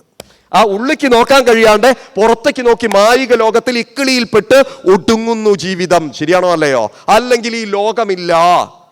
ലോക്യതേ ഗമ്യതേ ഇതി ലോക, അതാണ് ലോകം. അപ്പൊ നോക്കൂ, ഈ മായിക പ്രപഞ്ചത്തിൽപ്പെട്ട് ഇക്കിളിയിൽപ്പെട്ട് അങ്ങനെ നടക്കാണ്ട താൻ ആനന്ദ സ്വരൂപനാണ്, പുറത്തൊന്നും തേടേണ്ടതില്ല, തൻ്റെ ഉള്ളിലാണ് എല്ലാം എന്ന് മനസ്സിലാക്കിയാൽ അവിടെ പ്രശ്നം അവസാനിച്ചു. ഇത് മനസ്സിലാക്കി തരുന്നവനാണ് ഗുരു. നിങ്ങൾ എന്നെ കേൾക്കുന്നുണ്ടോ പ്രിയപ്പെട്ടവരെ? ഒന്നിച്ച് പോരുണ്ടോ ഇല്ലയോ? നോക്കൂ, ബാലൻ ഒരൊറ്റ കുഴപ്പം കൂടി ഉണ്ടായിരുന്നു. എന്താ ബാലൻ്റെ കുഴപ്പം എന്നറിയോ? ഇതൊക്കെ തീർത്തുവെങ്കിലും ബാലനൊക്കെ ഒരൊറ്റ കുഴപ്പമുണ്ടായിരുന്നു. ഇവിടുന്ന് സിഗരറ്റ് വലിക്കുകയായിരുന്നു ബാലൻ. അവിടെ പോയപ്പോൾ, ഹിമാലയത്തിൽ പോയപ്പോൾ ചുരുട്ട് വലിക്കാൻ തുടങ്ങി. ചുരുട്ട് പുകല തിരിച്ചിട്ടുള്ളൊരു സാധനമായി ചുരുട്ട് നന്നാക്കി വലിക്കാൻ തുടങ്ങി. അപ്പോൾ ഒരു ഉപനിഷത്ത് പ്രഭാഷകൻ ചുരുട്ട്, ഞാൻ ഇപ്പോൾ ഇവിടേക്ക് കയറിയിരിക്കുന്നതിൻ്റെ മുന്നേ ഒരു ചുരുട്ടൊക്കെ വലിച്ചങ്ങോട്ട് ഇട്ടിട്ട് ഇങ്ങോട്ട് കയറിയിരുന്നാൽ എന്തായിരിക്കും സ്ഥിതി? അപ്പോൾ ശിഷ്യന്മാർ പറഞ്ഞു അത്രേ, ബാലൻ പുക വലിക്കുന്നുണ്ട് എന്ന് ആരോട് പറഞ്ഞു അത്രേ? ഗുരുവിനോട്, തപോവനസ്വാമിയോട്. അന്നേരം തപോവനസ്വാമി എന്താ തിരിച്ചു പറഞ്ഞ മറുപടി അറിയോ? അവൻ്റെ ഉള്ളിലെ പുക ഞാനൊന്ന് എടുക്കട്ടെ, അപ്പം ചുണ്ടിലെ പുക താനെ വീണ് പോയിക്കോളും എന്ന് പറഞ്ഞു അത്രേ. ഉള്ളിൽ പുക ഉണ്ടാവുമ്പോഴേ ചുണ്ടിൽ പുക ഉണ്ടാവൂ. ഉള്ളിൽ ആനന്ദമാണെങ്കിൽ നമ്മൾ ആനന്ദത്തിലേ ഇരിക്കും. അവിടെ മദ്യചഷകം വേണ്ട, അവിടെ പുക വേണ്ട, ഒന്നും വേണ്ട. വേണോ? വേണ്ട. അവൻ ആനന്ദത്തിലിരിക്കും, അവൻ ആനന്ദ സ്വരൂപനായിരിക്കും. ഈ എന്താ പറയുക, ചിന്മയ ഭാവത്തിൽ, ആ ആനന്ദ തുലിത ഭാവത്തിൽ അവൻ ഇരിക്കുമെന്ന കാര്യത്തിൽ സംശയമില്ല. ഞാൻ പറഞ്ഞു വന്നത് ആ കുട്ടിയാണ്. 1953, എൻ്റെ ഓർമ്മ ശരിയാണെങ്കിൽ 53 മഹാശിവരാത്രി നാളിൽ ഗംഗയിലേക്ക്, ആ ഗുരുവിൻ്റെ സാന്നിധ്യത്തിൽ ഗംഗയിലേക്ക് മുങ്ങുകയാണ്. ഓം ഭൂസന്യസ്തമയം, ഓം ഭുവസന്യസ്തമയം, ഓം സ്വസന്യസ്തമയം. വിരജഹോമം ചെയ്ത് ആത്മപിണ്ഡം സമർപ്പിച്ച് ആ ഗംഗയിലേക്ക് മുങ്ങി നിവർന്ന കുട്ടിയുടെ ശിഖ ഗുരു മുറിച്ച് കളയുകയാണ്. നിന്റെ അഹങ്കാരത്തിൻ്റെ അവസാനത്തെ ആണിക്കല്ലുകൂടി ഇല്ലാതായി തീർന്നിരിക്കുന്നു. നീ എന്താ പറയുക, ആനന്ദ സ്വരൂപനായിരിക്കുന്നു എന്ന തിരിച്ചറിവോടെ ആ ശിഖ മുറിച്ച് കളഞ്ഞ ആ കുട്ടിയെയാണ് നമ്മൾ പിന്നീട് അറിയപ്പെട്ടത് സ്വാമി ചിന്മയാനന്ദ സരസ്വതി. ദശനാമി സമ്പ്രദായത്തിലാണ് ഭാരതത്തിലെ ഗുരുപരമ്പര നിലനിൽക്കുന്നത് എന്ന് മനസ്സിലാക്കി വെച്ചോളൂ. അതെന്നെങ്കിലും നമ്മൾ മനസ്സിലാക്കണം. പ്രധാനമായിട്ടും ദശനാമി സമ്പ്രദായത്തിലാണ് ഭാരതത്തിലെ ഗുരുപരമ്പര നിലനിൽക്കുന്നത്. അതിൽ സരസ്വതി പരമ്പര ഒരു പരമ്പരയാണ്. ഭാരതീ പരമ്പര, കൃഷ്ണാനന്ദ ഭാരതി ഉൾപ്പെടെയുള്ള ഭാരതീ പരമ്പര മറ്റൊരു പരമ്പരയാണ്. പുരി, ചിദാനന്ദപുരി പോലുള്ള പുരി പരമ്പര മറ്റൊരു പരമ്പരയാണ്. ഇങ്ങനെ ദശനാമി സമ്പ്രദായത്തിലെ പരമ്പരയിലാണ് സന്യാസ ദീക്ഷ നിലനിൽക്കുന്നത്. അതുപോലെ അവതാര സ്വരൂപങ്ങളായ അനവധി അനവധി അനവധി ഗുരുക്കന്മാർ ഈ ലോകത്തിലൂടെ നടന്നു പോയിട്ടുണ്ട്. അവർ നമുക്ക് തരുന്ന സന്ദേശം എന്താണ്? ആചാര്യസ്വാമികളുടെ വാക്കിൽ ഒറ്റ വാക്കേ അവർ നമുക്ക് തരുന്ന സന്ദേശം, ഒരൊറ്റ വാക്ക്. ഈ ആധുനിക യുഗത്തിൽ എല്ലാത്തിലേക്കും നോക്കി ഇക്കിളിപ്പെട്ട് നിൽക്കുന്ന മനുഷ്യന് ഒരൊറ്റ സന്ദേശമാണ് ആ മഹാഗുരു നൽകുന്നത്. അതെന്താ? അത് ശ്ലോകാർദ്ധേന പ്രവിക്ഷ്യാമി. എൻ്റെ വാക്കല്ല, ശങ്കരൻ്റെ വാക്കാണ്. ശ്ലോകാർദ്ധേന പ്രവിക്ഷ്യാമി യദുക്തം ഗ്രന്ഥകോടിഭി ബ്രഹ്മസത്യം ജഗത് മിഥ്യ ജീവോ ബ്രഹ്മൈവ നാപരാ. ശ്ലോകാർദ്ധേന പ്രവിക്ഷ്യാമി, അർദ്ധശ്ലോകം കൊണ്ട്, അതാണ്, മുഴുവൻ ശ്ലോകം വേണ്ട, അർദ്ധശ്ലോകം കൊണ്ട് ഈ ലോകത്തിൻ്റെ മുഴുവൻ തത്വത്തെയും ഞാനിതാ നിനക്ക് വെളിപ്പെടുത്തി തരുന്നു. എന്താണത്? ശ്ലോകാർദ്ധേന പ്രവിക്ഷ്യാമി യദുക്തം ഗ്രന്ഥകോടിഭി ബ്രഹ്മസത്യം, ബ്രഹ്മമാണ് സത്യം, ഈശ്വരനാണ് സത്യം, ജഗത് മിഥ്യ, ഈ ജഗത്ത് മിഥ്യയാണ്, ജീവോ ബ്രഹ്മൈവ നാപരാ. ഇതാണ് നമ്മൾ മനസ്സിലാക്കി വെക്കേണ്ട പ്രധാനപ്പെട്ട സത്യം. ഇനി ആ ഗുരു പഠിപ്പിച്ചു തരുന്ന 2 വിദ്യയാണുള്ളത്. ഏകദേശം എൻ്റെ സമയം അവസാനിക്കാറായിട്ടുണ്ട്. ആ 2 വിദ്യ ഒന്ന് തൊടാൻ വേണ്ടിയിട്ടാണ് ആഗ്രഹിക്കുന്നത്. ഇപ്പം നമ്മൾ ഗുരുക്കന്മാരെ കണ്ടു, അവരെങ്ങനെയാണ് നമ്മളെ പരിവർത്തനപ്പെടുത്തുന്നതെന്ന് കണ്ടു. സ്വാമി ചിന്മയാനന്ദൻ ഒരിക്കൽ കുട്ടികളോട് സംസാരിക്കുമ്പോൾ പറഞ്ഞു, ആ തിങ്കളാഴ്ച തിരിച്ചു വന്നില്ല എന്നാണ് പറഞ്ഞത്. ഏത് തിങ്കളാഴ്ച? താൻ തിരിച്ചു വരാമെന്ന് വിചാരിച്ച ആ തിങ്കളാഴ്ച തിരിച്ചു വന്നില്ല. അങ്ങോട്ട് പോയി ഗുരുവിനെ പരീക്ഷിക്കാൻ വേണ്ടി പോയവൻ ഗുരുവിലൊട്ടി മുകളിലേക്ക് കയറിപ്പോയി. ഗുരുവിലൊട്ടി മുകളിലേക്ക് കയറിപ്പോയി. ഭാരതത്തിൻ്റെ മുഴുവൻ സംസ്കാരത്തെയും വാരി വിതറി ഭഗവത്ഗീതയിലൂടെ. ഏറ്റവും പ്രധാനമായിട്ട് നമ്മൾ ശ്രദ്ധിക്കേണ്ടത്, ചിന്മയാൻ സ്വാമിയെ ചികിത്സിച്ച കൂലി എന്ന് പറയുന്ന ഡോക്ടർ, ഹൃദ്രോഗ വിദഗ്ധനായ കൂലി എന്ന് പറയുന്ന ഡോക്ടർക്ക് താൻ വ്യാഖ്യാനിച്ച ഭഗവത്ഗീത അങ്ങോട്ട് കൊടുത്തിട്ട് ചിന്മയാൻ സ്വാമി പറഞ്ഞൊരു വാക്കുണ്ട്, ഡോക്ടർ കൂലി, അങ്ങെനിക്ക് ജീവൻ തന്നു, ഈ ഗ്രന്ഥം അങ്ങേക്ക് ജീവൻ നൽകുമെന്ന് പറഞ്ഞു അത്രേ. എന്താ പറഞ്ഞത്? അങ്ങെനിക്ക് ഹാർട്ട് ഓപ്പറേഷനിലൂടെ അല്ലെങ്കിൽ എന്താ പറയുക ചികിത്സയിലൂടെയോ ജീവൻ തന്നു, ഈ പുസ്തകം, ഏത് പുസ്തകം? ഈ ഭഗവത്ഗീത അങ്ങേക്ക് പറയൂ ജീവൻ നൽകും. എന്തൊരു സുന്ദരമാണ്. അപ്പൊ ചോദ്യം, എന്ത് വിദ്യയാണ് ഗുരു പഠിപ്പിക്കുന്നത്? ആധുനിക യുഗത്തിൽ 2 വിദ്യയാണ്. ഇതിനെ മനസ്സിലാക്കി വെച്ചോണം. ഏതാ 2 വിദ്യ? നോക്കൂ, ഗൃഹസ്ഥനായ ശൗനകൻ അങ്കിരസ് എന്ന മഹാഗുരുവിൻ്റെ അടുത്ത് ചോദിക്കുന്നൊരു ചോദ്യമുണ്ട്. എന്താ ചോദ്യം? കസ്മിന്നു ഭഗവോ വിജ്ഞാതേ. ഉറങ്ങരുത്, കുറച്ച് ഡീപ്പായിട്ട് പോകുമ്പോൾ ഉറങ്ങരുത്. കാരണം ഇതെല്ലാം നമ്മൾ അറിയണം. നമ്മൾ എന്തെങ്കിലും കേട്ട് എഴുന്നേറ്റ് പോകരുത്. കൃത്യമായ ധാരണയോടുകൂടി പോകണം. പുറത്തേക്ക് ഇറങ്ങുമ്പോൾ നമ്മൾ വഴിതെറ്റി പോകരുത്. ഒരു കാരണവശാലും വഴിതെറ്റി പോകരുത്. അതെല്ലാം ഇന്ന് പറയാൻ കഴിയില്ല. കാരണം ഞാൻ ആരാന്ന് പറഞ്ഞാലേ കൃത്യമായിട്ട് മുഴുവനാവും. അതൊന്നും കഴിയില്ല. പിന്നെ മൂലാധാരത്തിൻ്റെ ഉയർച്ചയും കാട്ടിത്തരണം. എന്നും നടക്കില്ല. എനിക്ക് തന്ന സമയം അവസാനിക്കാറായി. ഈ ഗുരുവിൻ്റെ എന്താ പറയുക സന്ദേശം സമയമായോ?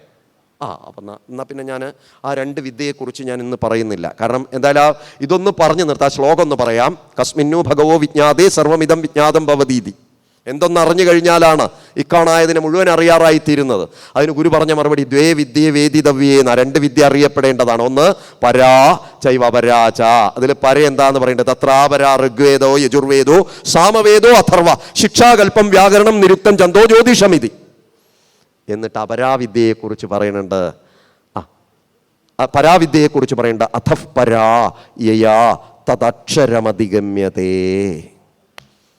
ഇത് പിന്നീട് നമുക്ക് ഒത്തുകൂടി കാണാം. ആധുനിക യുഗത്തിൽ ഈ എല്ലാ തരത്തിലുള്ള വേണ്ടാധീനങ്ങളിലും പോയി പെട്ട് ഉഴന്ന് പന്നികൾ ചേറിൽ മേയണ പോലെ മേയുന്ന നമുക്ക് ലക്ഷ്യത്തിലേക്ക് തിരിച്ചെടുക്കാൻ ഒരു ചൂണ്ടുപലകയായിട്ട്, അല്ലെങ്കിൽ ലക്ഷ്യത്തിലേക്ക് തിരിച്ചെടുക്കാൻ നമ്മുടെ ഉള്ളിലുള്ള ഒരു ശക്തിയായിട്ട് ആ മഹാഗുരു എന്നും നിലനിൽക്കും. ഇതാണ് ആധുനിക കാലത്തെ ഗുരുവിൻ്റെ പ്രസക്തി. ഒരു സംശയമില്ല, ഇത് തന്നെയാണ് ആധുനിക കാലത്തെ ഗുരുവിൻ്റെ പ്രസക്തി. ആ ഗുരുവിൻ്റെ കാൽക്കൽ പിടിച്ച് ആ ഗുരുവിനെ എന്താ പറയുക, ഗുരു തന്നെ ഒരു ചിറകിൽ ഒളിപ്പിച്ച് സംരക്ഷിച്ച് ലക്ഷ്യത്തിലേക്ക് എത്തിക്കാൻ ഇടവരട്ടെ എന്ന് പ്രാർത്ഥിച്ചുകൊണ്ട് ആനന്ദത്തിൻ്റെ ഈ മഹാ സത്സംഗത്തിൽ പങ്കെടുക്കാൻ ഇവിടെ വരാൻ കഴിഞ്ഞതിൽ ഈ മഹാഗുരുവിൻ്റെ എന്താ പറയുക ജന്മദിനത്തിൽ പങ്കുകൊള്ളാൻ കഴിഞ്ഞതും പൂർവജന്മ സുഹൃതം എന്ന് വിശ്വസിക്കുന്നു. അതും ഈ ഗുരുവായൂരപ്പൻ്റെ മണ്ണിൽ വന്ന്, മമ്മിയൂരപ്പൻ്റെ മണ്ണിൽ വന്ന്, ഇവിടെ വന്ന് ആ എന്താ പറയുക മംഗളകരമായ ചടങ്ങിൽ പങ്കെടുക്കാൻ കഴിഞ്ഞതും, അതുപോലെ തന്നെ ഇങ്ങനത്തെ മഹാത്മാക്കളൊക്കെ നിറഞ്ഞു നിൽക്കുന്ന വേദിയിൽ ഒന്ന് ഇരിക്കാൻ കഴിഞ്ഞതും പൂർവജന്മകൃതമാണ്. എന്തെങ്കിലും നന്മ ഈ ഭാഷണത്തിലൂടെ നിങ്ങൾക്ക് കിട്ടിയെങ്കിൽ അത് മഹാഗുരുവിൻ്റെ മഹിമ എന്ന് വിശ്വസിക്കുന്നു. എന്തെങ്കിലും അബദ്ധം പറ്റിയെങ്കിൽ അത് ഈ ഉപകരണത്തിൻ്റെ കുഴപ്പം, സദയം ക്ഷമിക്കണമെന്നും പറഞ്ഞുകൊണ്ട് എന്നെ കേട്ടിരുന്ന പ്രൗഢമായ ഈ അധികാരി സദസ്സിനെ ഒരിക്കൽ കൂടി സാഷ്ടാംഗം നമസ്കരിച്ചുകൊണ്ട് ഈ ഉപകരണത്തെ ആ തൃക്കാൽക്കൽ സമർപ്പിച്ച് പിന്നെ എപ്പോഴെങ്കിലും എവിടെയെങ്കിലും വെച്ച് ഒത്തുകൂടാൻ മഹാസ്വരൂപൻ നിയോഗം വരുത്തട്ടെ എന്ന് പ്രാർത്ഥിച്ചുകൊണ്ട് ഇവിടെ വാങ്ങുന്നു. നന്ദി, നമസ്കാരം. മൂകം കരോതി വാചാലം പങ്കും ലങ്കയതേ ഗിരിം യത്കൃപാദമഹം വന്ദേ പരമാനന്ദമാധവം. യത്കൃപാദമഹം വന്ദേ പരമാനന്ദമാധവം.